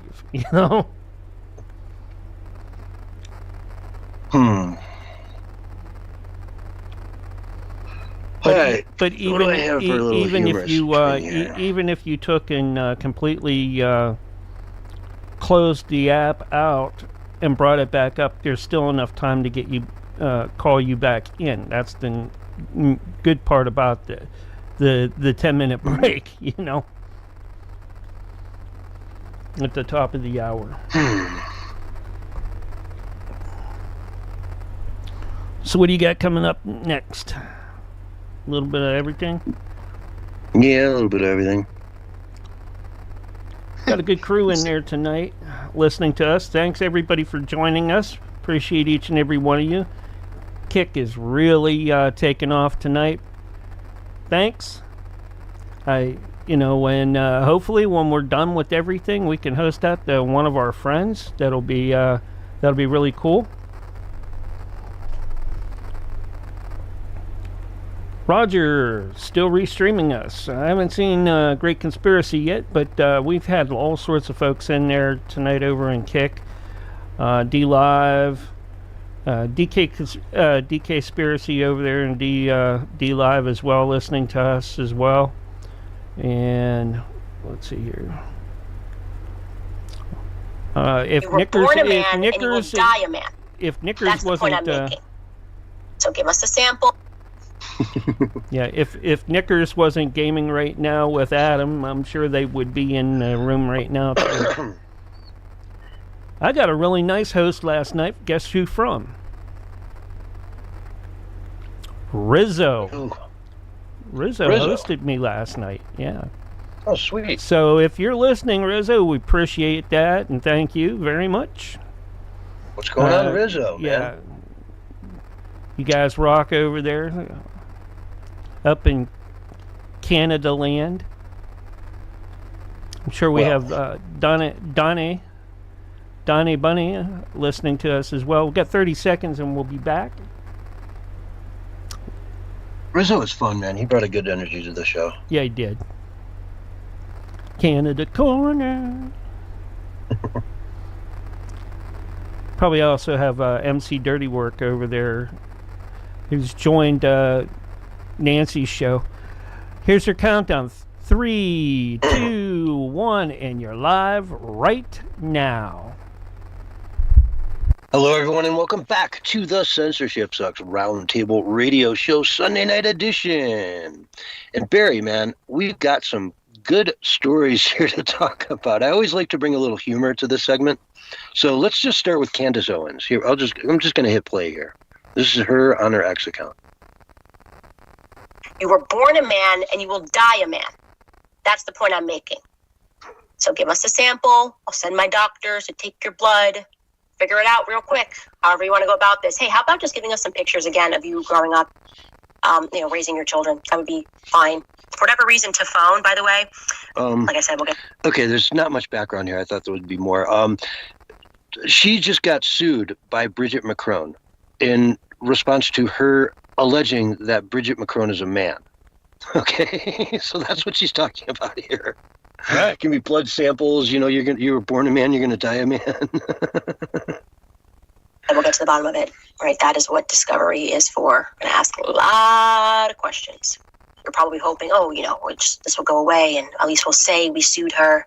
We'll say we went after her. She'll probably file for this to get dismissed. I'd like to make it to Discovery. I think that we owe that to the world. Anyways, you guys, we are revolting against this. We're revolting against the... Anyway, I find it a funny story because here she's, been saying all this. She did like a 4-part series on Bridget Macron, right? Where she went through the history, the whole 9 yards, and, came to the conclusion that it's a dude, right? So here we are. Now she's getting sued, and she's talking about Discovery and all these other angles they're going to have to take. So, hey, Barry, can you take the mic for a second? I'll be right back. Yeah. It's funny because Sia said it's a dude. Like it's not even human. It's like some sort of, alien from another planet or something. But it's funny because I did a post and I was like, if they have it by saying that she's a man, and maybe Macron's wife is 100% a woman. I don't know. I've looked at it briefly. It's kind of hard to tell. I mean, she does kind of have some masculine traits. There does seem to be some pieces of her history missing. So good thing about this going to court for as far as Candace goes, it'll settle this once and for all. And people will know. Exactly. He discovered. But if they back out, right, that's also, in my opinion, an admission that she is a he. It's really funny that they're suing her over this. I mean, Candace seems like she knows what she's doing here. Like she's really looked into it. You watch. You know, you don't go out and make these types of statements unless you really look into it. So I don't know. It's interesting. You watch. We'll They'll see where it settle goes, out of right? court. You watch. That'll be an admission. I mean, you know, Well- people are going to take it that way. You think Candace would settle though? She'll say, "Okay, let's just settle out of court. Here's $250,000. Sorry." I don't think she'll pay anything. Yeah, I don't think so either. Mm-mm. Like, yeah, I think she wants discovery. She wants to take it to court. Even if she loses, it's still just great publicity for her. You know what I mean? If you get sued for $500,000 and lose it, it's probably worth $500,000 for her to get all this publicity. Well, you know? she's asking for proof for the longest time. They could have ended this very simply with, you know, one of a half a dozen things that they could have done just to prove that she is a she. Mm-hmm. And it would have ended it, and she could have gone on to something else. But they wouldn't do that. Instead, they chose to sue. Exactly. It's funny, man. I don't know. I'd like to have a little bit of a humorous section here where we could talk about some of the news. Well, That's not Roger just always wants so to see negative. the pictures, guys. So, yeah, Roger, huh? Well, what's funny is that how much it really agitated Macron. It agitated Macron so much that he contacted Trump and had a sit-down talk with Trump, and Trump then had a sit-down talk over the phone with Candace, begging her to stop. You know, and she said she would, but then, I don't know, a couple of weeks later, I was tuning into her, just stumbling across her on X, and there she was talking about it again. I go, well, apparently that, you know, little spanking that Trump gave her didn't work. Yeah. Anyway, let's see. Let's talk about this monster truck performance in Washington State, right? This monster truck lost a wheel. And I wish I could play this video for you guys. It is insane. These things weigh like 800 pounds, right? And this wheel comes off full force, goes out of the stadium, up over the wall, and into the parking lot, and just proceeds to crush 3 or 4 cars. Fortunately, no one was hurt. It could have been an absolute bloodbath if that thing had went into the stands. But it didn't. It just went out and crushed like 4 or 5 cars. Holy cow. Could you imagine seeing that? Be wild, man. Unbelievable. I mean, things have been falling apart, it seems like all the celebrities and tripping, falling, all their props are falling that when they're suspended. Yeah. I mean, it's weird. Yeah, that's a weird thing. Like Minaj, I don't know, a couple of really big. Beyonce, Katy Perry, now Lady Gaga slipped and fell and almost had a major accident. Yeah, just like the attention to detail's gone, man. Yeah, exactly. Like it's just not that important to, pay attention to details anymore that might get someone like, say, Beyonce killed in a performance. And could you imagine how fuming pissed they must have been after the concert to like go back there and be like, you're sitting on like in 3 of these cases, well, they were like on a car or something suspended over the audience, and then one of the wires kind of broke, and the car would sort of lean over 30 degrees to one side while they're sitting in it. Yeah. It's scary. Scary, yeah. In the middle of a performance, I would be furious. I can't even imagine how angry they must be when they go backstage and, try to find out what happened, right? How did I almost die up there? How did I almost fall to my death, in front of 50,000 people? Well, it makes you wonder, was it really because of the lack of attention to detail or incompetence, or is there something more sinister at play? Is somebody really trying to hurt somebody? Don't rule that out, because we live in a crazy world.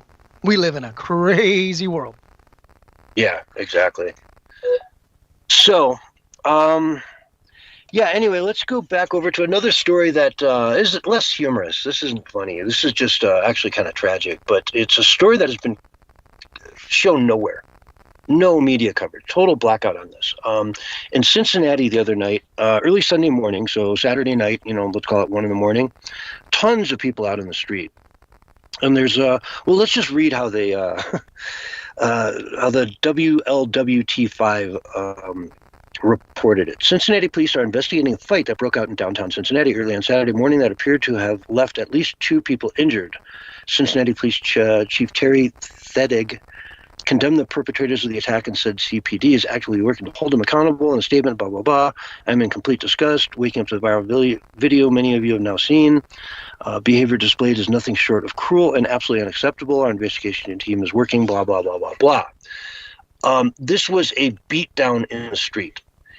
In a completely black part of town, every single person out there is black. There's a white couple, and they both just get their butts kicked by like 10 people on each of them. Right? It is absolutely disgusting. And nowhere, here do they mention that it was a black mob. A possible racist hate crime? Yeah. They don't start with that. Like, holy cow, this is, if this would have been reversed, if this is it would have been everywhere. Highlighted everywhere. But it's not. Because it is what it is. And the real question is, what were you doing down there in the first place? You see a lot of these cities, man, they're just going down the gutter. They really are. I saw a thing in Indianapolis a couple weeks ago where these kids are just like coming into downtown Indianapolis at night, and they just have no supervision. They run crazy over everything, and the cops are just fed up with it. They're done. They have no control. There's nothing they can do. It's just, instead of having a babysitter, you just send your kids on the bus, put them downtown, and let them go nuts. You would think with Trump as the president that the crime would go down. And it is, actually, that's come out. But not in these leftist hellscapes. It's actually getting worse. I mean, there was an article in the paper, I think it was just today, and it was 11 people stabbed at a Michigan Walmart. 11! Oh, yeah. I mean, Traverse City, too. That's wonderful Wally World it is. What a wonderful Wally World. But only 11? Only 11 people got stabbed. Well, that's bad. I guess it could be 20 or 30 or 40. Exactly. But on that note, folks, we've got to take a break. This is the end of the first hour of the Censorship Sucks Roundtable radio show, but we will be back for hour 2 right after this short break. And I got to take care of something. All right. We're on radio break. Yep. I got to take care of something, so I'm going to hang up right now, and I'll be hang back up right back. And then I'll stay with Barry here for a few minutes, and then we'll switch it on back so that we can get Willie and the rest, if anybody else wants to come in with us then too. Where's Yo today, I wonder? She's probably traveling right now. Yep, Yotivation Nation. Where's that Yotivation Nation at? Is she in here? Wants me some Motivation Nation, that's for sure. I love me Motivation Nation. He didn't hang up. There's going to be a problem. Nope. I think he just meant he was leaving, like to go do something. I needed him to hang up. I know. Hopefully he'll be back in time to do that. That's what I'm saying. I hope so too. Oh, yeah. Because it won't reset. So long as someone's still in here from this, it won't reset the call at all. Yeah. Oh, yeah. Especially, it's the same room, right? We're coming back to the same. We're going to come right back into the same room, and we only have like a couple minutes till this one dies out. Oh. Go ahead and leave Barry, and hopefully by the time he comes back, I can tell him, hey, we're taking the break, and we're gonna, try to get it back up here in another minute. Yeah. You told him to go ahead and leave the room too. I told him. He's like, "Yeah, I'm quitting. I'm leaving the room." I'm like, "Okay." All right, man. I'm gonna leave the room. Me too.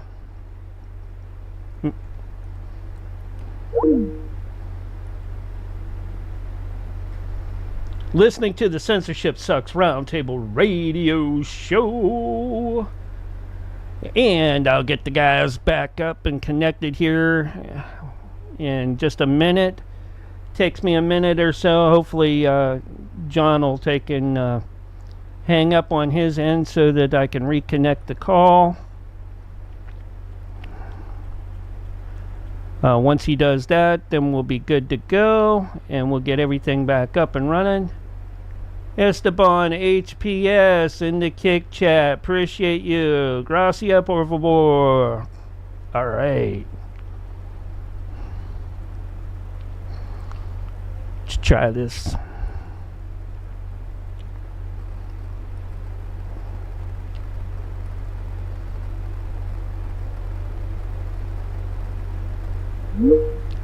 John.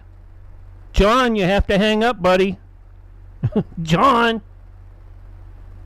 Ah.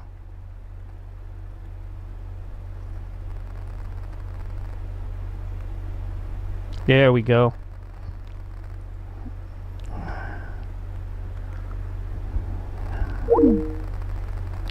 Get this up and rolling once more. More.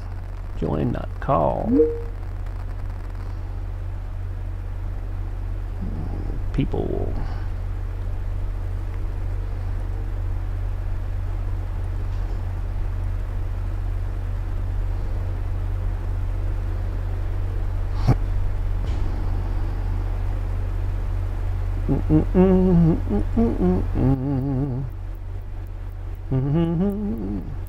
Hello, anybody there?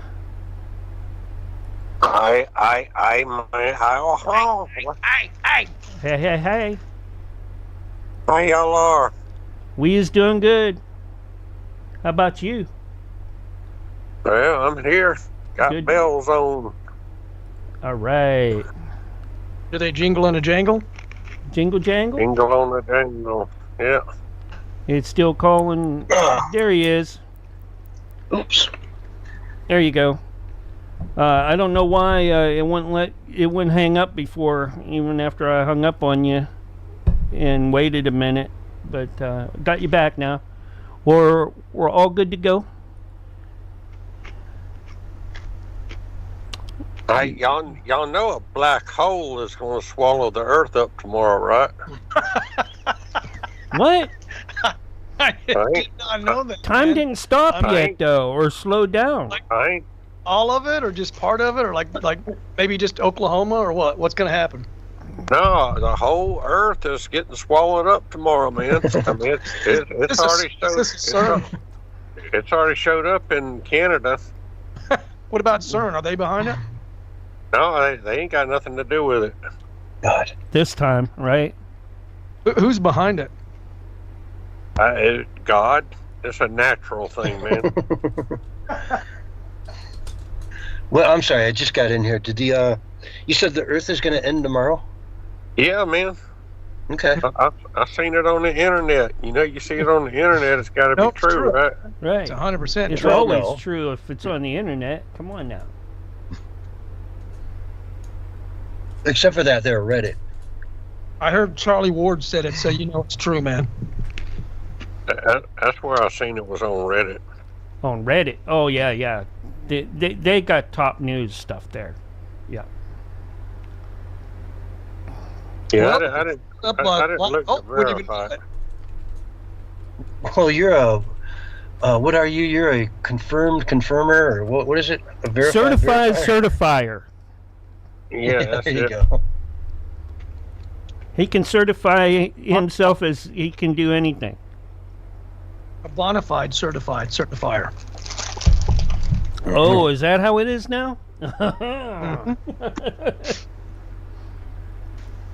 Look out, Oh, you Willie's got with bona us fides? right now, and the funny is coming. You know it's going to be funny when a black hole is going to take everybody in, so it's got to be good material. Hey, man. Here's what I want to know. I want to know what y'all done with that galactic girl. Oh, she got boyfriend now. Oh. Oh, yeah? Yeah, Oh yeah. yeah. Uh-huh. And she ain't got time for us right now, you know, with that boyfriend and also watching her daughter's kids in between. Hey, I'm like, Bullhorn Barry. I told her, I said, hey, how you ever going to take and get out of, you know, release those shackles? You keep getting tied down to something. You got that RV. Come on. Yo, Censorship's waiting for you up in the mountains. I got nothing for tonight.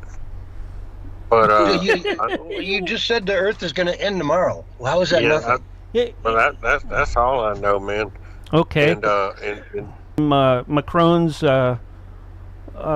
wife, and I figured that you'd want to take and use that for chunderwear or something like that. Monkey bait. What was the idea we came up? We came up with a good idea for him. What was it we were talking? What was it? He was going to draw Mohammed live on air. No, come on, man. We had no idea. Draw him? Oh, yeah. See the little pip up in the corner? We're on the radio, like people are trying to drive and look for this damn pip. Yeah, you see the pip up on the right-hand side? Yeah, we're streaming live to you through the radio.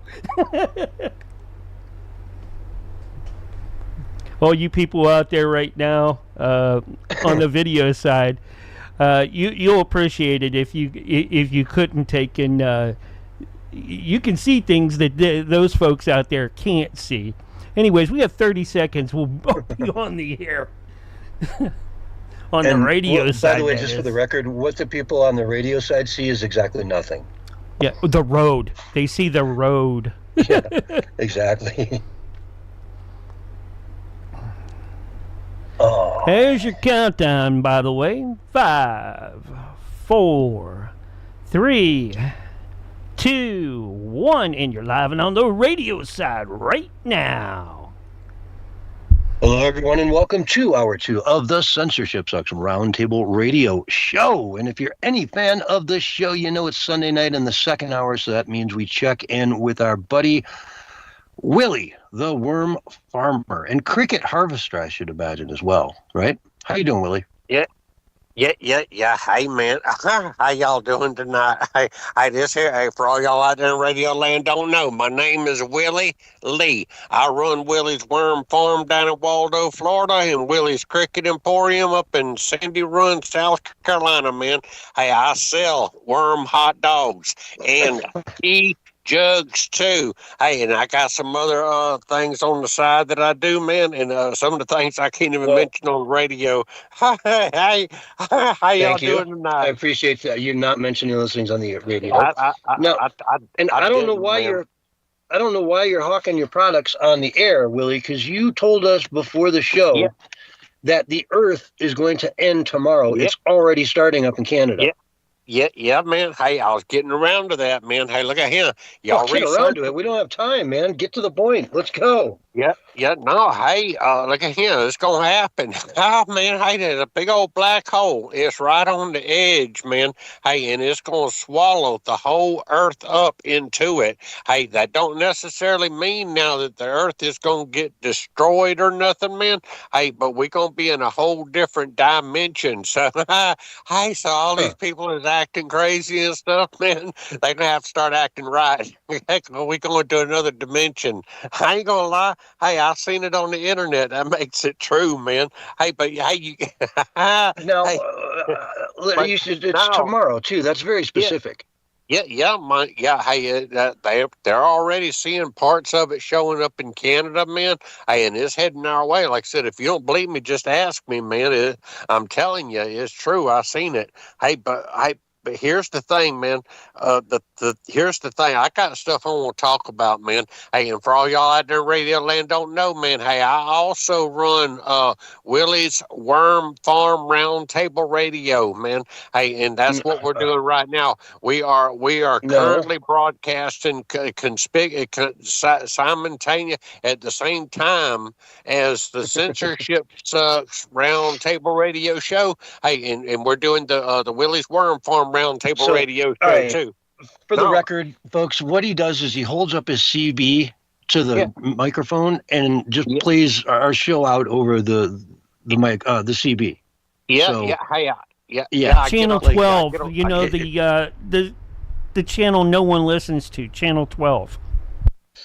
Yeah, no, hey, we broadcast it live. Hey, it's the major channel, man. On 28, I got two CBs rigged up, man. One's on 28 and one's on 31, man. Hey, and then I got another one rigged up. We done got high class, and we broadcast live over channel 19 too, off the on the billboard, man. Hey, I get out there on I-26, and from I-26 I can reach I-75, All right, I-85. man. I can reach I-20, and I can reach Willie, over to I-95 and down to I. nobody has any idea what you're talking about. Okay, Yeah, nobody knows where those places are. Okay, so let's yeah, get back into what's going on. You said we've got a day left before a black hole yeah, destroys the planet Earth or transforms planet Earth to a new dimension. yeah. But hey, look at him. Here's the thing, man. Hey, I've already got it all figured out how everybody can protect themselves from it, man. Hey, all you got to, hey, contact me, man. Hey, this ain't no lie. Contact me at my website. My website is willieleev@gmail.com, man. Hey, y'all contact me there. Hey, and I got it all figured out how you can avoid any hazards to your health. Hey, look at him. Hey, yeah, like, hey, I come up with another. Hey, Bullhorn Barry. Hey, where's Bullhorn Barry at? Right here, man. Bullhorn. Yeah. Hey, look at him. Hey, I got an idea, man. Hey, you man, there are so many scams on the internet, man. Hey, I got a book, man. Hey, look at him. All y'all got to do is send me $19.95, and I will tell you how to avoid all these scams on the internet, man. And I'm printing these books up, and I need a little bit of money from you, Bullhorn Barry, because I know you rich, man. You richified. Hey, What's and the point? And what is the point of printing out books when the world's going to end tomorrow? I mean, Yeah, I don't think you believe what you're telling us, Willie. I think if you actually had conviction that the Earth was going to end tomorrow, you wouldn't be planning book sales and bakeries and whatever. I mean, you'd be out there drinking your hooch on the front seat of your car, your Mustang. No, man. Hey, I got a way where Pinto, you can put Pinto. how you put a force field, a bubble around yourself and around your property and everything, man. Hey, and make sure you got a bubble, man. Hey, I got it figured out. You do it with it's a special way. It's a special device, and you can build it yourself. It ain't hard to do, man. Hey, but you draw it from what they call the ether. The ether, hey, the ether is like natural energy in the atmosphere, man. Hey, and it works too. And I got copper wire and copper tubing, and all y'all got to do is contact me at my website, like I just told you a minute ago, and I can tell you how you can rig up this thing, and it's like a force field that you can put around you, and it'll sustain you, man. I'm telling you, man, it's good stuff. No, hold on, Willie. I'm looking at these. I'm looking at this, the schematics for all this, and that ain't nothing but building a still. A moonshine still. What are you trying to pull here? A bunch of copper tubing, man. No, hey, I got issues. I got other issues. Hey, the ATF's going to be visiting you soon, buddy. Yeah. No, man. Hey, Willie, you done run her off last week. Man, hey, what happened to Motivation Nation? Hey, where'd she go? She got that restraining order extended after last week's show. Yeah, no, man. You got it what? You call it a retraining order. She extended it after last week's show when you were harassing her.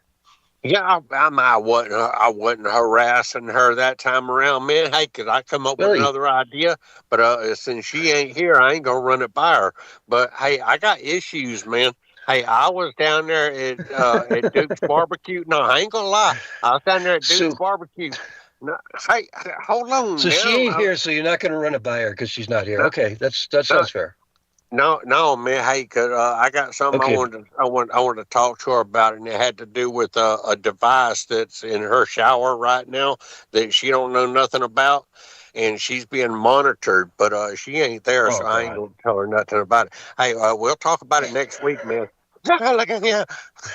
See, that's why she's got the restraining order against you, Willie. Well, hey, I didn't. Because you do stuff like that. You're going in her bathroom putting cameras in there. What are you talking about? But no, it's for her own good. Hey, no, remember I You was just telling said y'all yeah. about.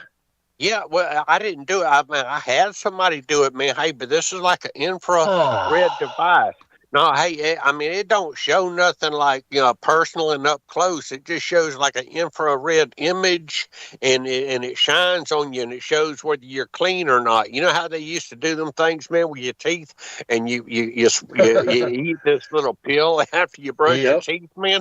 Hey, and if your teeth are red, you miss some spots, So hey, this is like an infrared device, and it shines on your body, and it shows you that you can look in like this camera mirror looking thing to see if you missed a spot, man. I'm telling you, it's genius. Y'all think I'm dumb and everything, man. Hey, but I got ideas. You got to have Willie, we don't ideas, think you're man. dumb. We Yeah, definitely no. don't think you're dumb.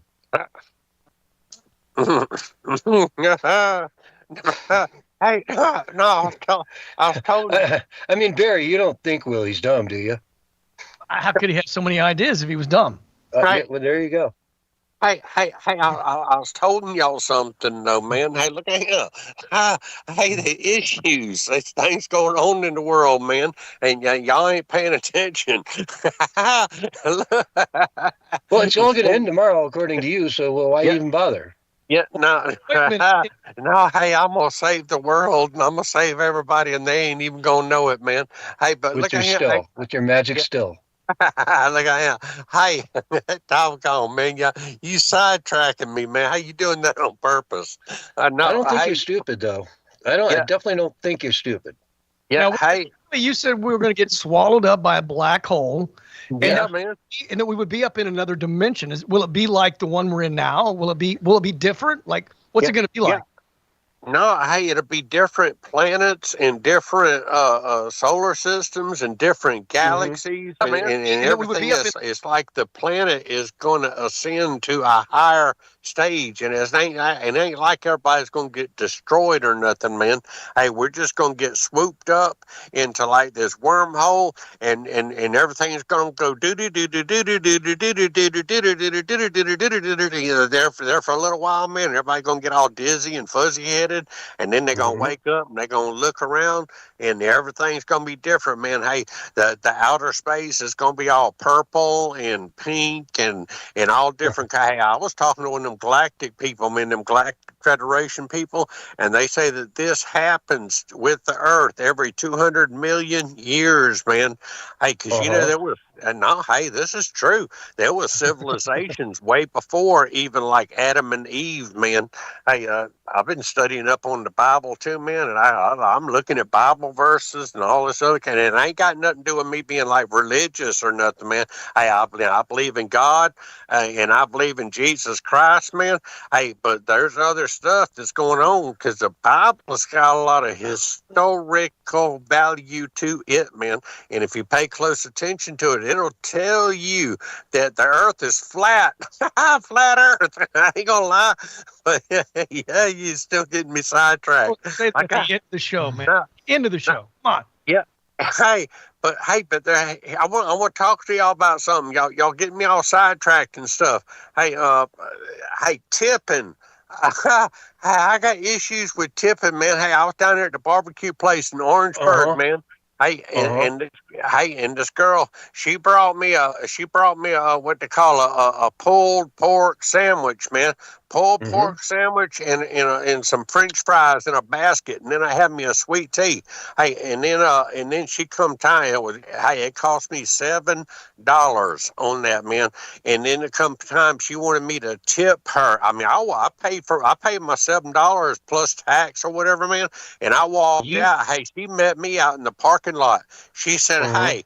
I said, "What?" She said, "Did I give you bad service?" And I said, "No, ma'am, you didn't give me no bad service." She said, "How come you didn't tip me?" I said, "What are you talking about tipping you?" She said that I was supposed to give her a certain percentage of the food that I ate. No, 15 to 20 is standard, but yeah, hey, you can give more. Yeah, no, hey, it's ridiculous, man. I got to studying up on it. Why should folks tip? Here's what it is, man. To ensure proper service. Proper service. That's what tips means. tips. Yeah, man. Hey, but you don't tip nobody else, man. You don't tip the air Sure you do. conditioner man. No, you don't tip the air conditioner man or the tire man, or you don't tip them folks down there at McDonald's and stuff when you buy stuff from them, man. And it's just because they're gonna bring it to you. Hey, and I got to thinking about it. I got to studying up on it. It's like, okay, look at him. You gonna bring me? I got me and you is there at the restaurant, and we gonna order 2 burgers, and them 2 burgers cost $10, and they want a certain percentage off of that $10, man. Hey, but if they brought us 2 steaks, that's $15. I've been adding it up, man. If it was 2 steaks, that'd be $15 for each steak, so that'd be $30. It takes just as much time and effort for them to bring them 2 hamburgers as it does them 2 steaks, but them 2 steaks, they cost more money, and they want you to pay them more money because they had to bring you steaks instead of hamburgers. And then plus, man, hey, I've been looking at it, and then plus what it is tax, man. Hey, so you tipping them on whatever they're bringing. America, man, is one of the only countries where folks tip at restaurants. Hey, restaurants, they ought to be. And here's the problem, man. I've been studiorizing it. Hey, if you didn't know it, man, studying comes from studiorizing. Hey, that's the long form of studiorizing. How I studiorized it, man. Hey, no, hey, what happens, man, is in the United States, waitresses, man, they don't want to work for minimum wage. They don't want to work for a salary, because if they had to work for a salary, they probably be making less money. If exactly, man. That's what they want. They want tips. So the waitresses are holding the restaurants hostage. Is what it boils down to. Hey, they telling them, like, hey, we don't want your hourly wage. We want to depend on tips, man. I ain't gonna lie. Hey, but I ain't gonna tip. That's all there is to it. They probably spit in my. That's why I don't never go to the same restaurant twice. Hey, matter of fact, man. Hey, matter of fact, Aunt Mama Lou cooks down the road, and she makes the best rabbit passadilla ever, man. I'm telling you. Hey, and she doesn't learn how to take an octopus. Rabbit passadilla. You gotta, you explain that to everybody. Yeah, no, hey, that rabbit passadilla, hey, it's a delicacy, is what it is, man. Hey, it's you take a possum and you stuff it up inside of a rabbit, and you serve it on an armadillo half shell, man. Hey, and it's got glazed gravy and rice and all kind of stuff on it, man. Some good eating. Hey, and you take an octopus and shove it up inside of a turkey, man. And you can bake that up, and you glaze it with some good gravy, man. You talking about some good eating? Look, son, hey. And octopus inside a turkey. I'm sorry, Willie. Octopus and turkey just don't go together that well. Well, I'm telling you, man. Hey, don't knock it till you try it. All right, I guess. I mean, I'm not going to try it, but I'll knock it. But look at him. What I want to do, though, man, is I want to encourage everybody to stop tipping. And if y'all waitresses out there, man, and y'all going to get mad at me and stuff, y'all know I'm telling the truth. Hey, the truth is the truth. Don't do that. And ain't nothing folks, but don't do truth, that, man. Waitresses. Really, that's why you never go to the same restaurant twice, right? We like to, if you can, because they see you coming, they're like, oh, man, this guy's, he's horrible. You're going to pay us. We're going to work out real hard to take good care of him, and he ain't going to give me the change left over. Nothing. But, hey, you talk about change. Hey, I'm going to tell you, there's something else going on, man. You know, like, hey, some things needs to change. Yeah, hey, you got these ICE people, man. Hey, and they run around and they trying to capture immigrants and stuff like that. But they got this one guy, man. He's an 82-year-old man in Pennsylvania, man. He was deported to Guatemala. Hey, what happened is he went to an immigration office last month to replace his green card. And the ICE came in and grabbed a hold of him and deported him down to Guatemala. Look at him. The man is 82 years old. These people need to be a little bit more lenient with some of these people. I mean, look at here's what I do. Hey, I told y'all, man. Hey, I ain't gonna lie. I got a bunch of Aunt Mama Lou's brother-in-laws. I gave them a ride down the Alligator Alcatraz. Hey, I turned them in for a little bit of money. Hey, but they here bona fide illegally. They ain't even trying to get no green card, no nothing, man. Hey, and most of them ain't nothing but a bunch of moochers and low lifes anyway, man. Hey, and Aunt Mama Lou, she's out there. Hey, and don't none of them work. They all depend on Aunt Mama Lou to give them money. And I don't know where Aunt Mama Lou's getting all her money from. I think she's sitting there, she's still scamming old people, and she getting money from Saul Good. Hey, and by the way, man, Really, here's she's what got I your wanna know. money. Yeah, no, she got a bunch of money, man. I don't know where she's getting it all from. You. But no, well, hey, Saul Good is the one that's got all my money. Hey, I am rich. Hey, look here. Hey, I'm gonna share a secret with all y'all out there in Radio Land. Now, this is. Hey, look here. Let me get my piece of paper right here. I got to do this disclaimer. Hold on. This is not financial advice. Do not take financial advice from me. If you take financial advice from me, you will go broke. You will. you will. You will. That's very have good advice. Yeah, no, you will have to file for bankruptcy. Do not take financial advice from me. Hey, but I'm going to tell y'all something else, man. Hey, it's all good. It's got on my Bitcoin. Hey, but I got a bunch of other coins, man. Hey, they got one called BONK, and they got another one called LINK, and they got another one called XRP, and then they got another one called something else, and I got another one called something else, and I can't even remember them all. SHIB, and then they got one called PEPE. Hey, look at here. I done went and bought me a whole bunch of them, man, and I am fixing to be all kind of rich, man. Hey, I'm going to have good. We'll have to get Saul involved in that. I'm sure he can give you some good financial advice. But on that note, folks, we are all out of time. We've got to go to break. Man. We'll be right back after this. That flat Earth, man. Hey, look at here. We're off the air right now, guys. That was funny. That was so funny. No. What? That's not a still. What are you making a still? That's a moonshine what I was really still, Willie. Is that you would make your disclaimer long enough that it just ate up the whole amount of time that was left. Right. Hey, this is only one time that you didn't break in during his segment in over I would say maybe 2.5 years or so, trying to do some news in between. You broke your streak there, CS. I did. Like I said, I had absolutely nothing for the show, but we're doing good. It was funny, man. It works. All right, well, I'm going to go ahead and get out of here, man. I love you guys. It's always good to see you, Willie. Yeah. I know you're tired, man. And by the way, Yotivation is listening. She couldn't find or she had her microphone and headset and all that someplace else. I read that Bullhorn Barry. She's she's listening to us over on Rumble. That's right, Rumble. Awesome. You waste your time with some people, Bullhorn Barry, trying to convince them of things. Well, they there was somebody else who was present. There was somebody else who was present, so they were taking it in. They subscribe to a belief system, and you can't change what they believe so many years. This guy until now, so.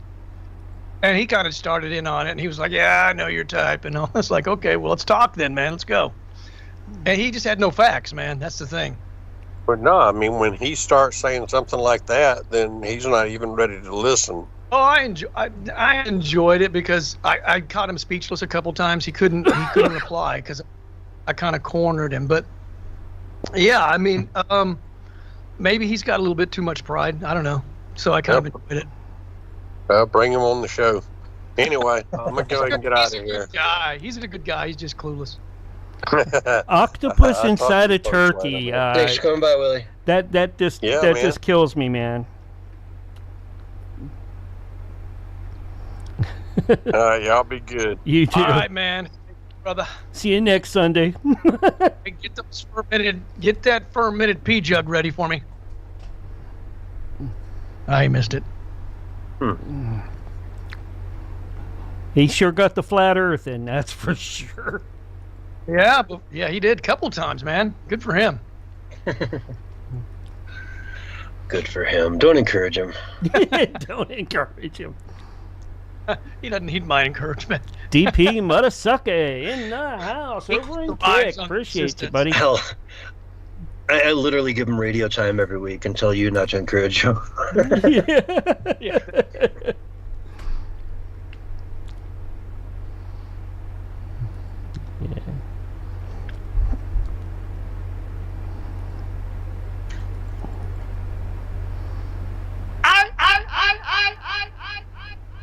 Oh, lots of folks have passed away this past week, huh? From yeah, I do want to give a shout out to Hulk Hogan. Yeah, Hulk Hogan, and then Ozzy, and there was another one that passed away too. Gianni? No, Malcolm Jamal Warner, I think, from the Cosby Show. Yeah. Water thing or something. Yeah, he was on. Yeah, Costa Rica. Yeah. 30 Seconds, and then what was the other one? There was one other one too. Chuck Mangione. Loretta Swit, I think too. Mm-hmm. Who you gonna call, always brother? loved that song. Oh yeah, who doesn't? And here's your countdown: 5, 4, 3, 2, 1, and you're live right now. Hello, everyone, and welcome back to hour 2 of the Censorship Sucks Roundtable Radio Show Sunday Night Edition, where you've got me, Censorship Sucks, and my co-host, Bullhorn Barry, hanging out with you tonight, letting you know what's going on. What's the word, Barry? I have no idea, man. It's your show. I'm just backing you up. You're not backing me up. It's our show, buddy. We do get well with it, you know? All right. Hulk Hogan passed away this week. He was 71, cardiac arrest, and what a legend. What a legend. Yep. I mean, what a career, but it all culminated last summer, about a year and a month ago, maybe, during the Republican convention, where he came up on stage and tore off his shirt and had a MAGA shirt on under there, and man, that was rip-roaring fun. Yep, because what are you going to do when these Hulkamaniacs run wild on you, brother? Yeah, right? Brother. You know it, brother. What are you going to do? Hulkamania runs wild on you. But what a legend, what a life, the whole 9 yards. Just a great guy. And then we were talking about a few other people. I mean, it's been a busy week from that standpoint. We had Ozzy Osbourne, another legend, Chuck Mangione, Mark, Mr. Producer, you had a couple other ones. I think Loretta Swit from MASH. Oh. Oh, yeah. I think, yeah, I do recall seeing that. I don't think it was this week, though. I think it was more like last week. But, yeah, another legend, Hot Lips. We all remember Hot Lips from MASH. So, let's get over into the UK a little bit, man. I can't just, help but bring it up every week. Trump just flew over there to visit his golf course, and some other, people and whatnot complaining about the windmills that are offshore that are just an eyesore. They're loud. Says we're not allowing that in the U.S. anymore. We're not doing it. But yeah, no, Turnberry, he's out there playing some golf, doing his thing. He cut that deal with the EU on trade, which is a big deal because they, and I think Canada now, because they have not cut a deal yet, was looking at 30% tariffs like kicking in like any day now, like maybe even tomorrow, if I'm not mistaken, or the 1st, which is, just coming up in a few days here. Obviously, July's almost done. Man, July went by quick, didn't it? Oh, gotta love summer. Just gotta love it. So let's go into the UK. They are forming a special task force in the police departments to Monitor anti-migration sentiment online on social media. So they're going to put together a crackpot team of experts to go out and comb through social media looking for anybody who is criticizing all the migration that's happening, all the wide open borders. You know, they're seeing America fix this. They're seeing America nip this in the bud. Last month, we had like no crossings, none. You know, Biden swore up and down we needed, and so did Kamala, this legislation that would have mandated like 10,000 people a day. You know, no, we don't need that. We just shut it off, turn it off. That's it. It's not happening anymore. They see how quickly they could do it. 7 out of 10 people in the UK are for having the Navy just go out and stop these little migrant boats. 7 out of 10. That's an incredible supermajority, and yet they won't do it. They just won't turn it off. Now we're seeing all these protests picking up all over the country.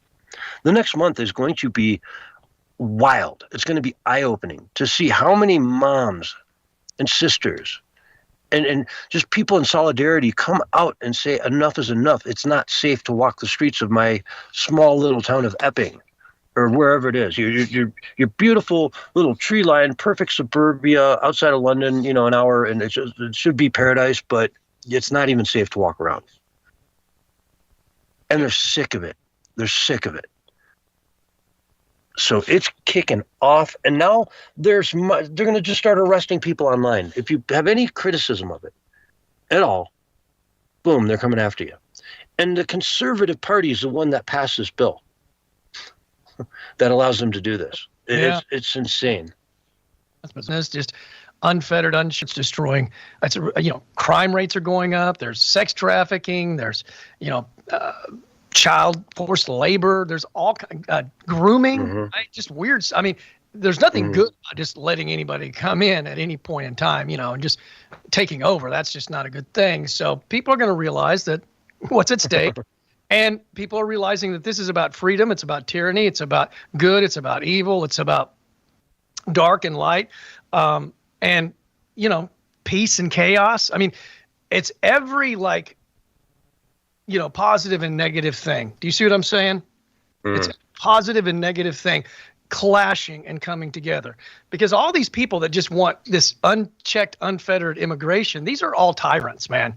They know exactly what happens, you know, when you just let everybody and anybody in. Crime rates go up, chaos happens, and they work best out of the chaos, because then they can push forth their agenda, take away more of your rights, strip you of everything, and basically control you. So yes, they want the crisis. They love the crisis. I mean, look, we're finding out now that it wasn't 350,000 children missing. It's like 450,000. Remember, I said on one of the shows, I think it's closer to 500,000. I was only 50,000 off. I was only 50,000 off. And so we're talking about basically 500,000 people. Right. And they found out 50,000 of these kids. They've rescued 50,000 of these kids. Many of these kids are being put into child forced labor.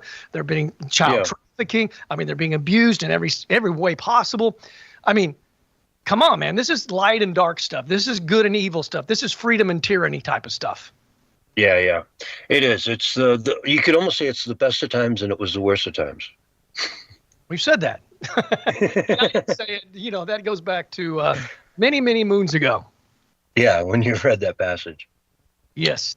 It's very true, though, man. I mean, and I think people are catching on to that. They're realizing, you know, I talked to a guy, that's what Willie was talking about, you know, between during the breaks, was that I talked to this guy who's a really nice guy. He's a big in the conservative movement here in my area. But he literally believes that there are no conspiracies. And, you know, I told him, I said, man, if you don't know who, you know, the WEF is, the Bilderberg Group, and all these people, if you don't know who these people are, you know nothing about, you know, geopolitics, nothing, because they're controlling everything. And he literally told me, I kid you not, he said that Fauci and Hitler both weren't evil because what they thought they were doing, they thought was actually good. No, they knew that they were evil. They knew that they had turned themselves over to the dark side. And I told him about Fauci and how he's, you know, doing those weird experiments on those beagles where the parasites were eating their brains out. And then he was doing weird experiments, you know, for his AIDS medication on black infant children. I mean, you're telling me it's not evil when they die and he's never held accountable for it? So if Fauci isn't evil, I mean, he literally told me he thought Fauci actually thinks he has the high moral ground. I said, dude, you're nuts if you believe that.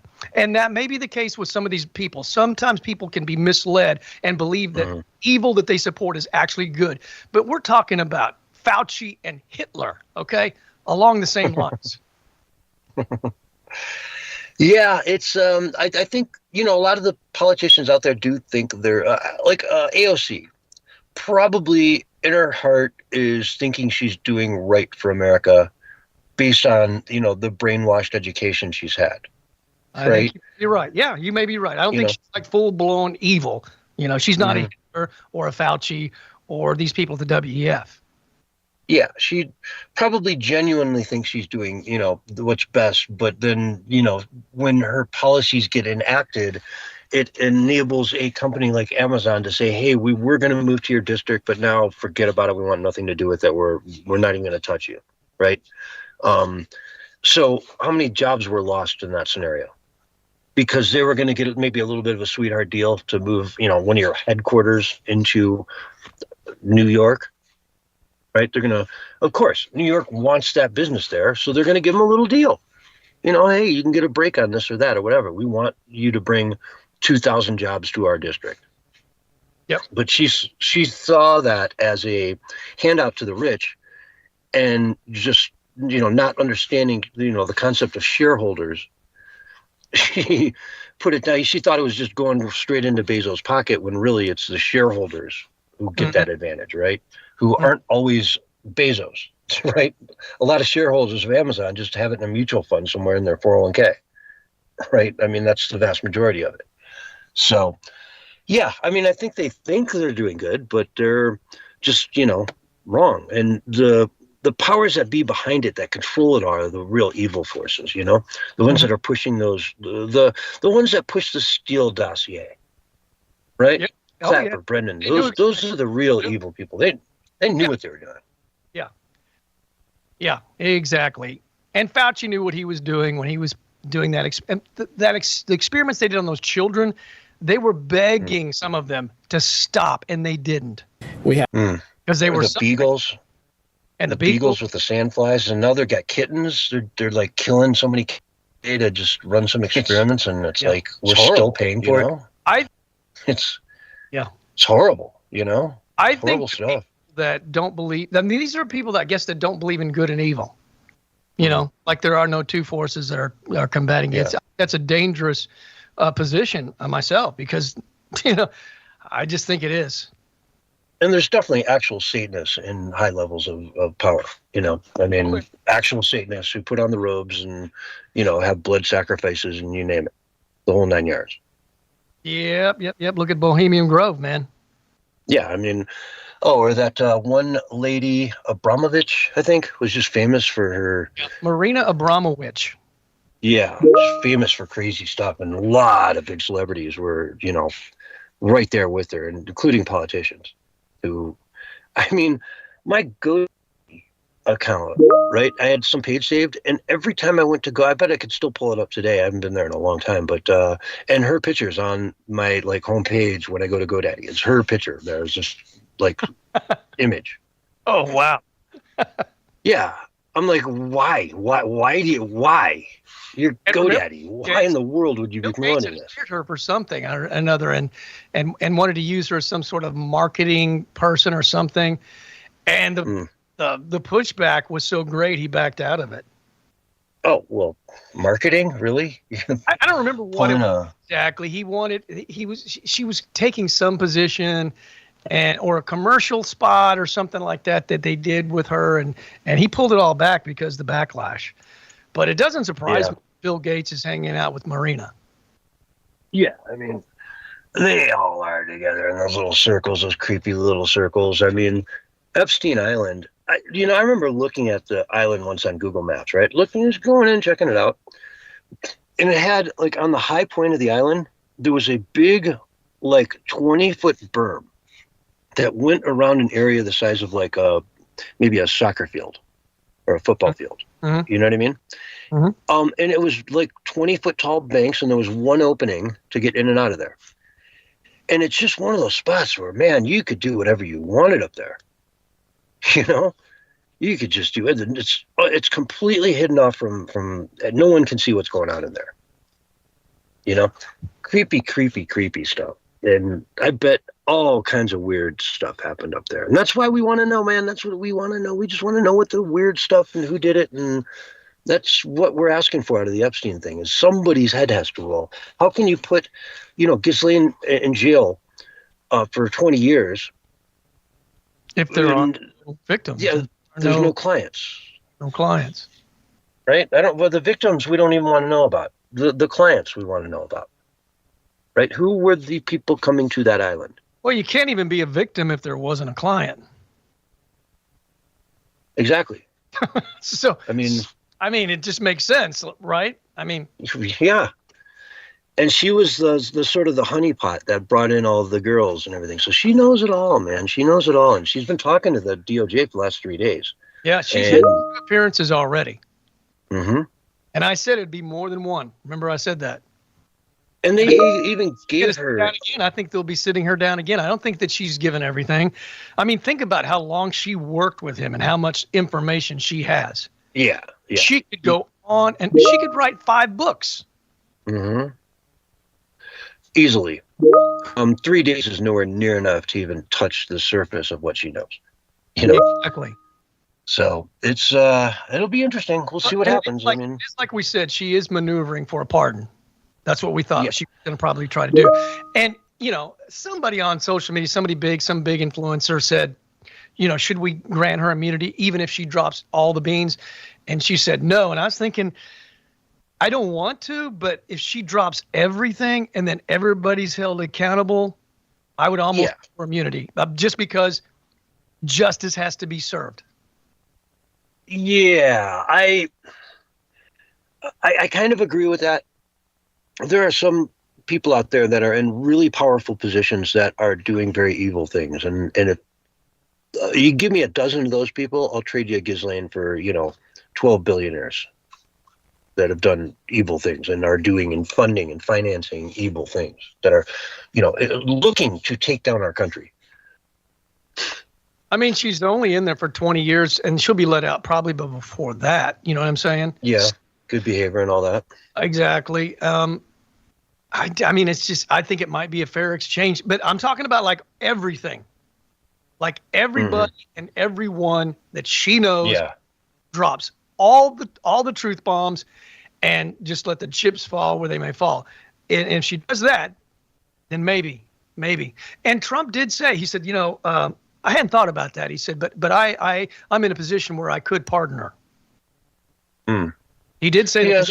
They asked him, would you pardon, Ghislaine? And he said, well, I haven't thought about that. But he probably has thought about it. But, he's just giving the press a good answer. And he said, but I could do that, he said. So I guess he's leveraging himself to get her to, spill more. I think that's what that Yeah. And I don't know, I heard somebody being interviewed the other day and they're like, they're not going after Orange Man here. You know what I mean? They're going after, when they mentioned 100 people, Trump's name probably didn't come up. Oh, no doubt. And to be fair, he knew Epstein, but he also kicked Epstein out of his country club for hitting on the daughter of one of the members. Mm-hmm. And he said, that's creepy, you're out of here, goodbye, don't come back. Yeah, I don't think there's anything on it. I'm not even concerned about it. But yeah, they may have put something in there to make him look questionable. That was all in the control of the deep state. The same people that did the Russian collusion delusion. So, they could have planted some stuff, kind of like the Wall Street Journal came up with that big doodle of Trump, right? With the naked woman. There's no proof that he did that. That's ridiculous.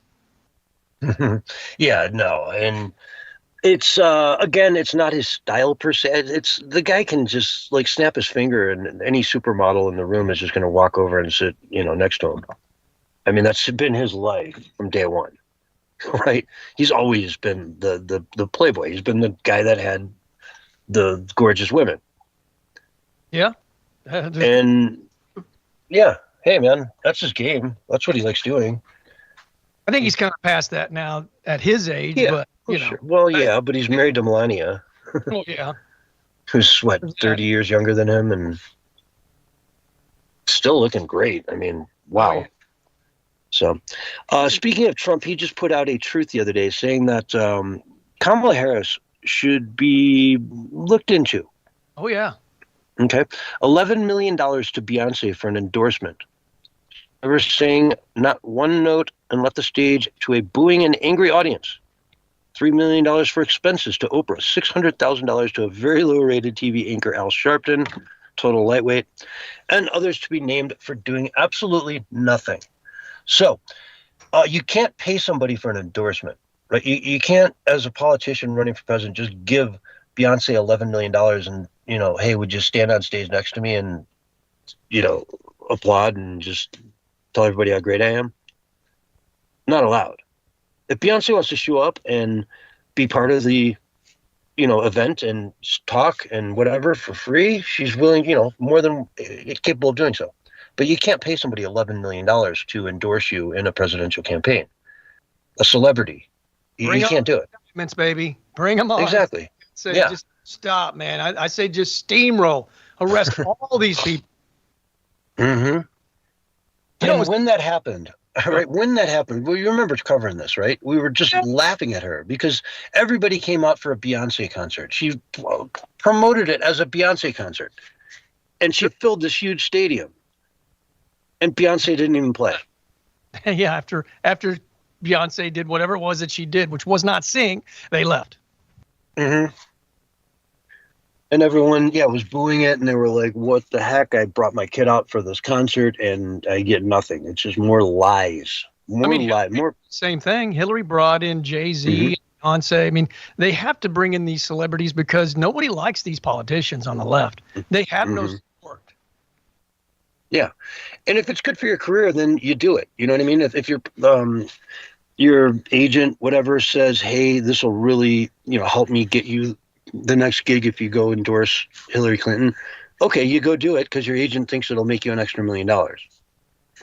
Right? Not because they're going to pay you $1 million to do it. It's a totally different animal. And so, I think he's totally correct that this needs to be looked at. To bite her in the rear end right now. Yeah.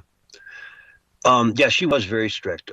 Kept a lot of people in prison for low-level drug offenses, mainly marijuana. And she bragged about having the power to do it. She said, I have the power to do it. Even if you're not guilty, I can still put you away for a while. Something. Or I can break you. I can make you have to hire lawyers and spend all this time and money and yada, yada, yada for anything. It's just, I can do it. She sounded like one of the tyrants that came out during the shamdemic. I mean, these people are power hungry. That's all. They don't care about upholding the law or doing what's right or showing mercy when mercy is necessary. It's just all about the power. And remember when Hillary was running, she brought, like I said, Jay-Z and Beyonce, and that was during the hashtag Me Too time. And Jay-Z was talking about witches, that's not the word he used, and whores and all that kind of stuff during the hashtag Me Too. I'm like, did you not tell him, hey, this is the liberal party, we're the hashtag Me Too party. I don't think that's going to go over too well. Remember all the criticism she got for that? Because he was, spouting out those lyrics that were basically a bunch of, male chauvinistic lyrics. Mm-hmm. Exactly. And, they can get away with it. The left can do it because it's capital D in parentheses different when they do, But you got to admit, the funniest meme that Trump put out was the one where J.D. Vance and Trump are chasing Obama in a police car like it was OJ. And, I did say, what did I say? I said, if Obama gets indicted, he's going to run. He's going to flee. And then Trump comes out with the video. And what's Obama doing? He's running. He's fleeing. But you know how crazy the left is? The left is so insane.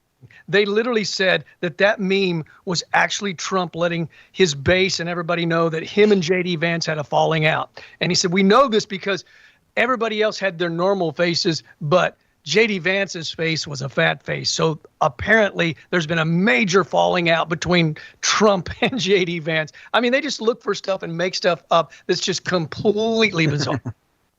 Yeah.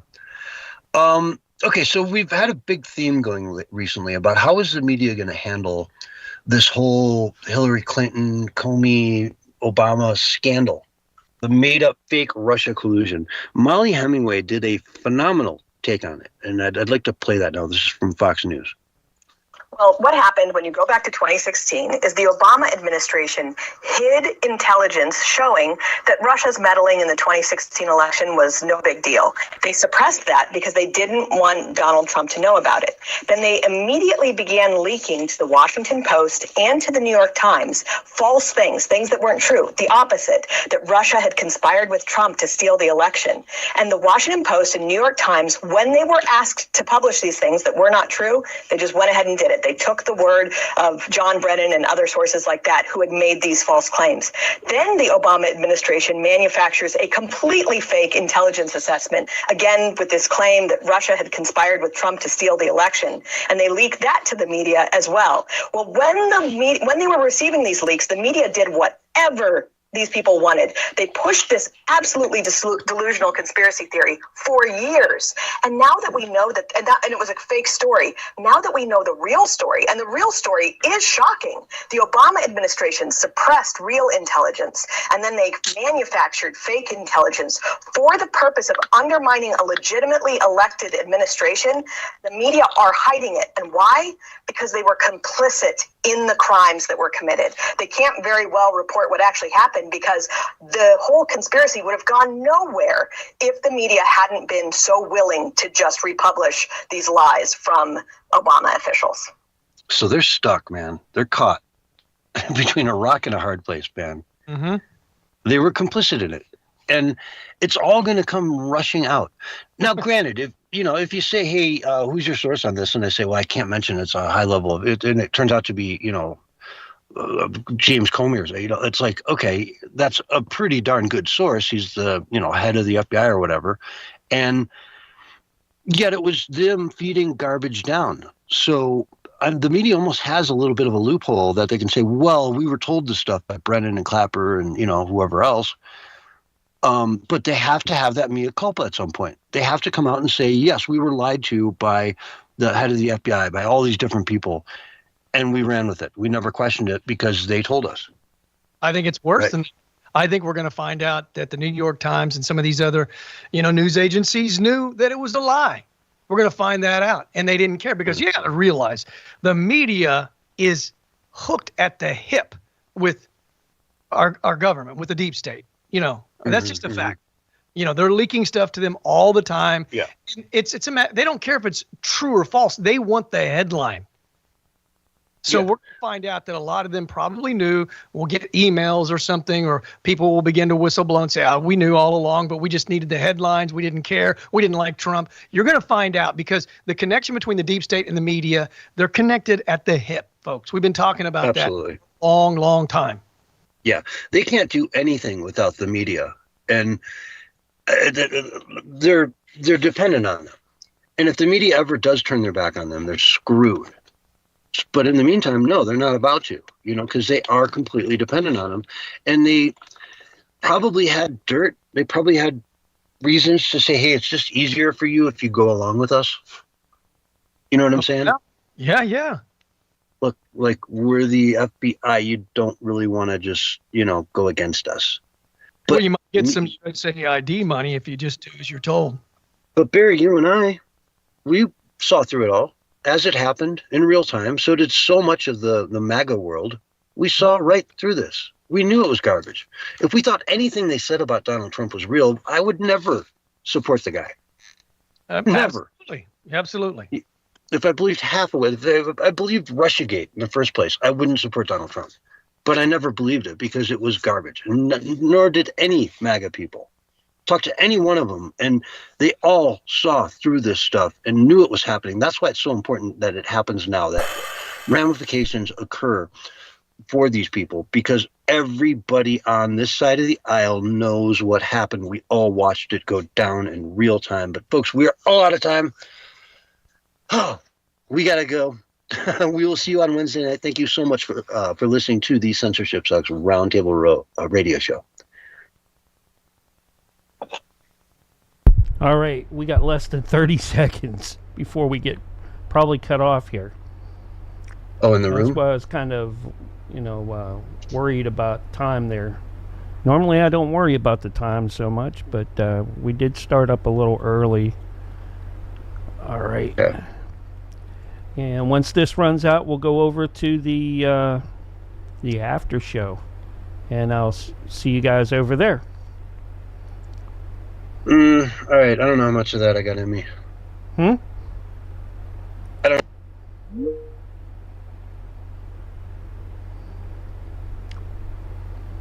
Do do do do do do do do do do do do.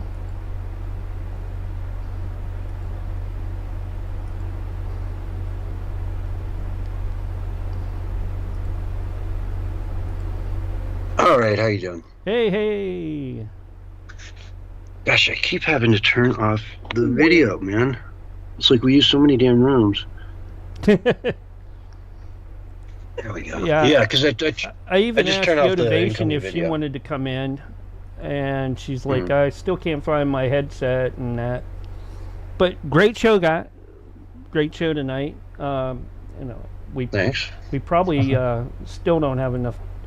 What am I talking about? I just finished up with everything. I'll do some edit. If you want, we can end here, and that's up to you. I thought maybe Let's get a end few more here. folks in. We have quite a few people listening to us yet, in Kick and all over. We even had John Allen down in Australia, who's the manager for one of the Australian stations, tuned in to us. So yeah. One of the Australian stations. Yeah, one. Yeah. Is there more than one? There probably is. In Australia? Yeah. Really? Yeah. Huh. We got Surprised he let us. Dirty Avatar in the Kick chat. Appreciate you. Smoking Peace was in there earlier. The Tormented 1999.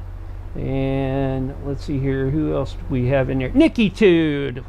Always with love, Nikki Tude. Appreciate you. Yeah, Nikki Tude. She has a great channel.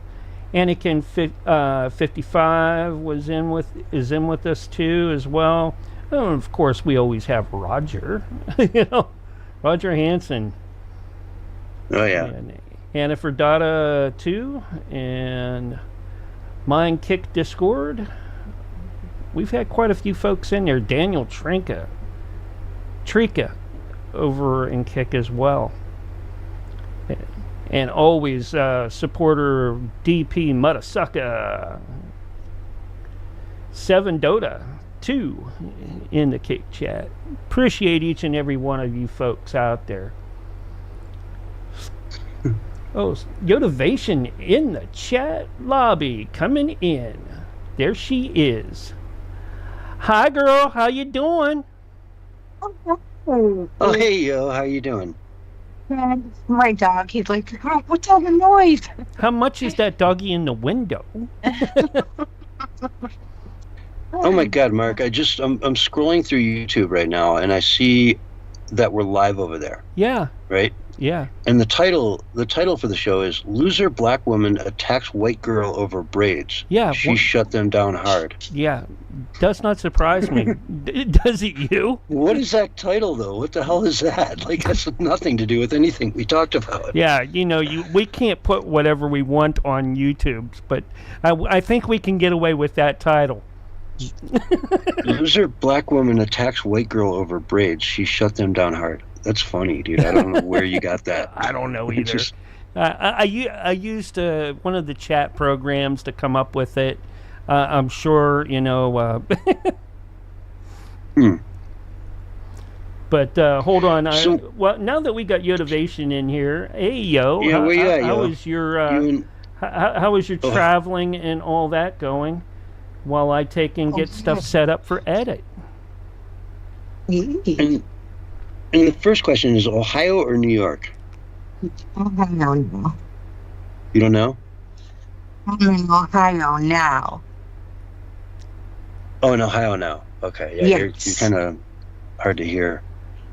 Oh, and we were having that problem the other night too. Is that any better? Yeah,